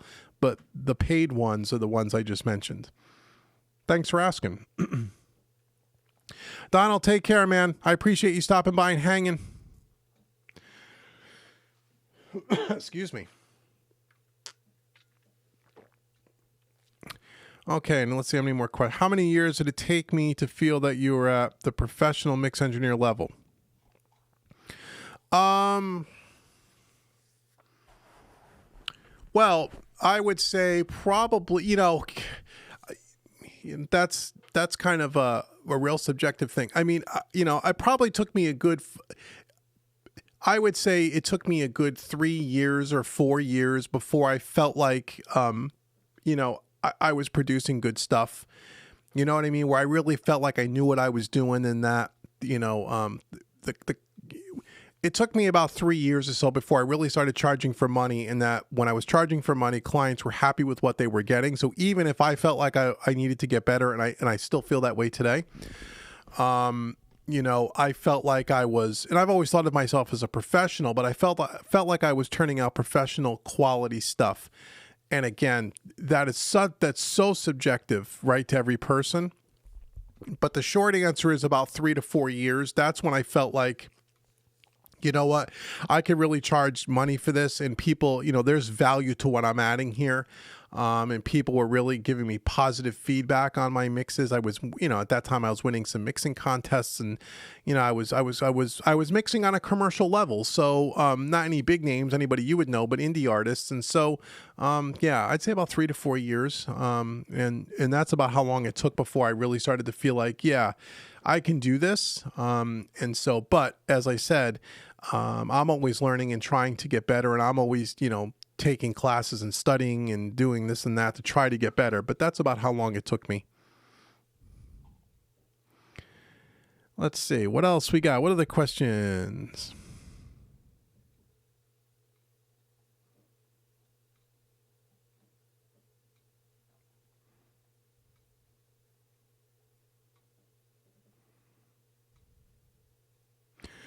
Oh, I hear you about the area, but I'm not sure. How do we treat bass, kick, and drums since they cannot have too much reverb? So how do we achieve that Julio Iglesias airy reverb? I don't, unless I heard a specific track, I don't know. I mean, I know who Julio Iglesias is. I'm not over familiar with his music. So I would have to hear a specific track to know how it was maybe mixed in a way and processed in a way to give you the kind of sound that you're looking for. Not being familiar enough with the music, I can't just answer that question because I really don't know.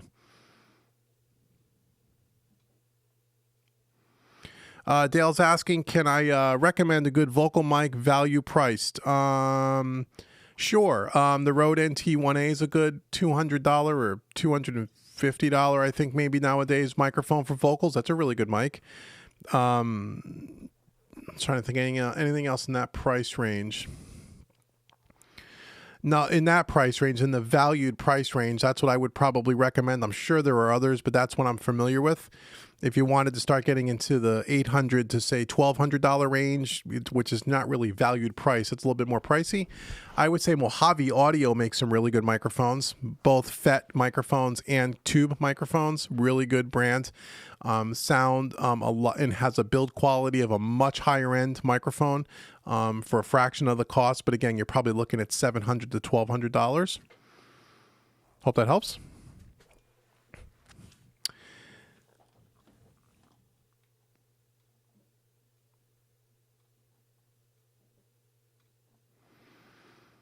Let's see. Question: as you got better, did you get paid better?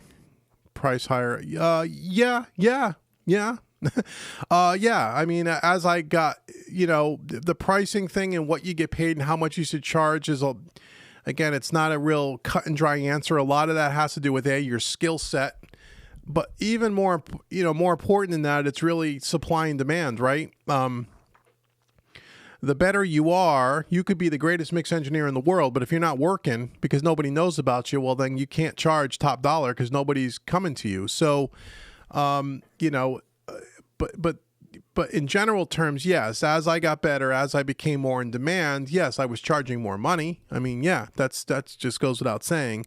And so, you have to kind of think for yourself, what is your time worth and what do you feel you're worth? And a lot of that has to do with, again, how good are your skills? What is the clientele in your market, like? What kind of musicians and artists are you dealing with? What are typically their budgets? There's a lot of things that go into calculating pricing. But the short answer is, yeah, the better you get, the more in demand you become. And if you become higher in demand, then you should be able to charge more money. And so, yeah, yep.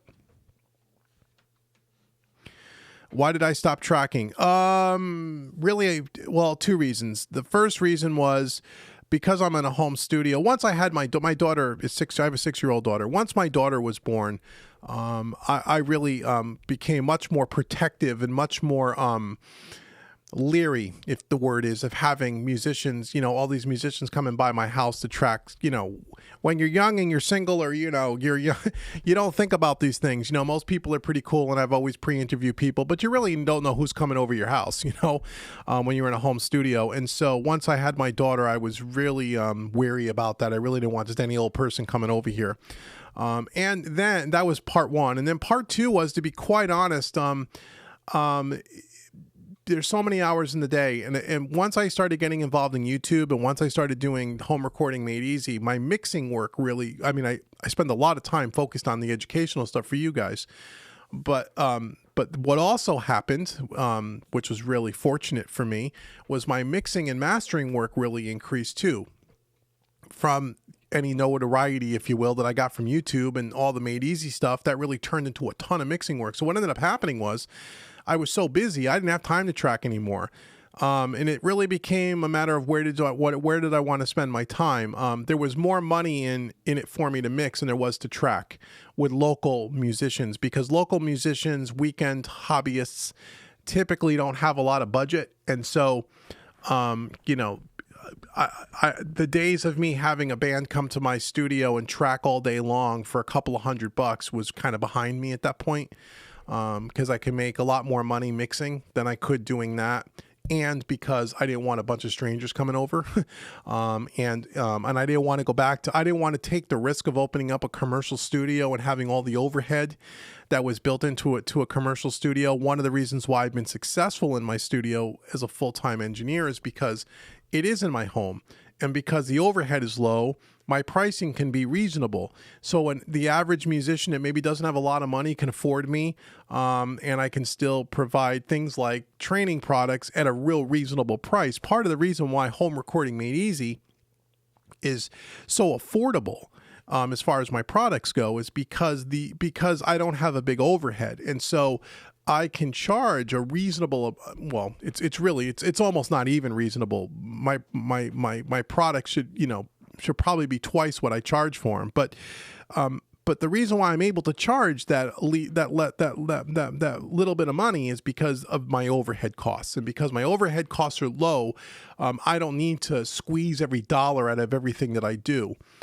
So that's really it. So that's why I really stopped tracking, was because I didn't want a bunch of strangers at my house anymore, and because I just didn't have enough time, and I could make better use of my time and more money, quite frankly, doing the mixing, mastering work and the Home Recording Made Easy stuff. So that's why.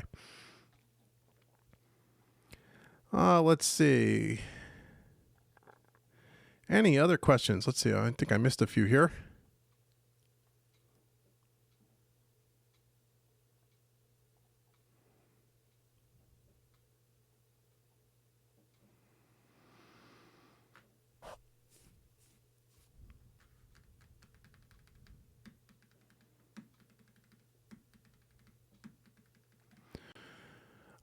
You picked up an ART voice channel strip, and it has an impedance knob.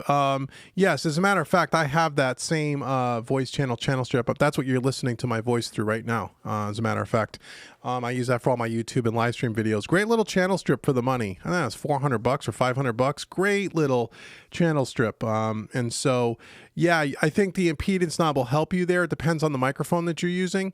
If you're using something like this, which is a Shure SM7B, there's still a cloud lifter on this as well. There has to be, because it's such a low output.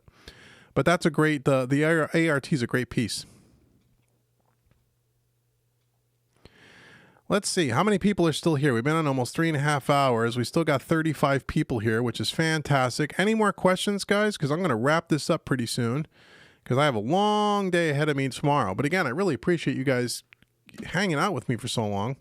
Again, we'll do more of these, and you can always send me emails if you have any other questions, or leave comments under the YouTube channels, and I'll try to answer them. This video will be on YouTube, so you can always rewatch this, or you can leave comments below if you think of a question later, and I'll follow up back around and I'll answer them. So that'll be cool too. So yeah, so that'd be awesome if you guys wanted to do that. But unless we have any other questions, guys, as much as I want to stay on all night long, I can't. We've been on a little over 3 hours now, which is really, really cool. And we still have got almost 30 people here.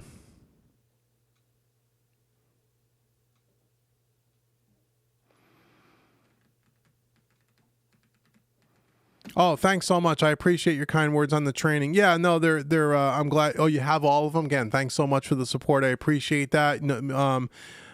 Yeah, no, I try to give a lot of bang for the buck, and I think I've accomplished that. And if it's helping you and helping people out, I know it's helping people because I sell lots of them. And it's the only way I could sell them that cheap, is to sell lots of them. And I do. And again, it makes me feel good that a lot of people are getting these products, and it is really helping. And I get emails and comments. I mean, I can't tell you, it's so gratifying, and it makes it all worth it. I really do enjoy teaching. I'm at a point in my life and in my career where if I can help somebody, I want to try to help, because there were people that helped me along the way. And I just think, it's the right thing to do, and I do enjoy it. So I'm glad you got the products. I'm glad that you like it. As long as people are still digging them and still buying them and they find them helpful, I will still create them because I do enjoy it. And I will always try to keep them as affordable as humanly possible, and give you the most content that you can ever get for the money that you spend. And so I'm glad that you're enjoying them. And so, yeah, so that's awesome. But I think I'm going to head off, guys. This is, again, we still have a bunch of people here. But it's been 3 hours now, and I do need to get rolling. And again, thank you so much for coming on. Thanks so much for the support. It's been a wonderful turnout tonight, and we'll definitely do another one maybe next month. We had over almost 60 people in here at one point, which is fantastic. And maybe by that point, I'll have a new Studio Live 32 to show you. Who knows? But yeah, just make sure. Oh, by the way, if you're not on my email list, go out to homerecordingmadeeasy.com. Right on the homepage, you can sign up for the email list. I won't bombard you. I won't spam you. I don't do that kind of stuff. Your email doesn't get sent to anybody. It's protected with me.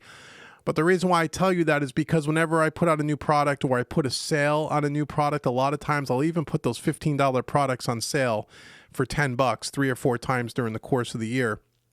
But the only ones that get that are people on my email list. And whenever I'm going to do something like a live stream, I'll send out an email a couple of days before or even a week before, so you know that I'm going to be here. So that's the only time you guys will hear from me, is when there's a new product coming out or there's a sale that you're going to get as being an email member that the public doesn't get, and for special announcements. So if you're not on the email list, go out and get on the email list. You'll save some money, you'll get some free stuff out of it, and then you'll know when the next live stream is going to be, and then that'll be that. So we'll do all that stuff, and we'll do this again for sure. So thanks again so much, Jim, and everybody that's out there. I really do appreciate you guys coming, and I will absolutely be back here in probably a month or so, and we will do this again. So until the next time, signing off. Take care. Thanks again. Have a good weekend, and I will talk to you guys soon. See ya. Thanks, guys. Bye.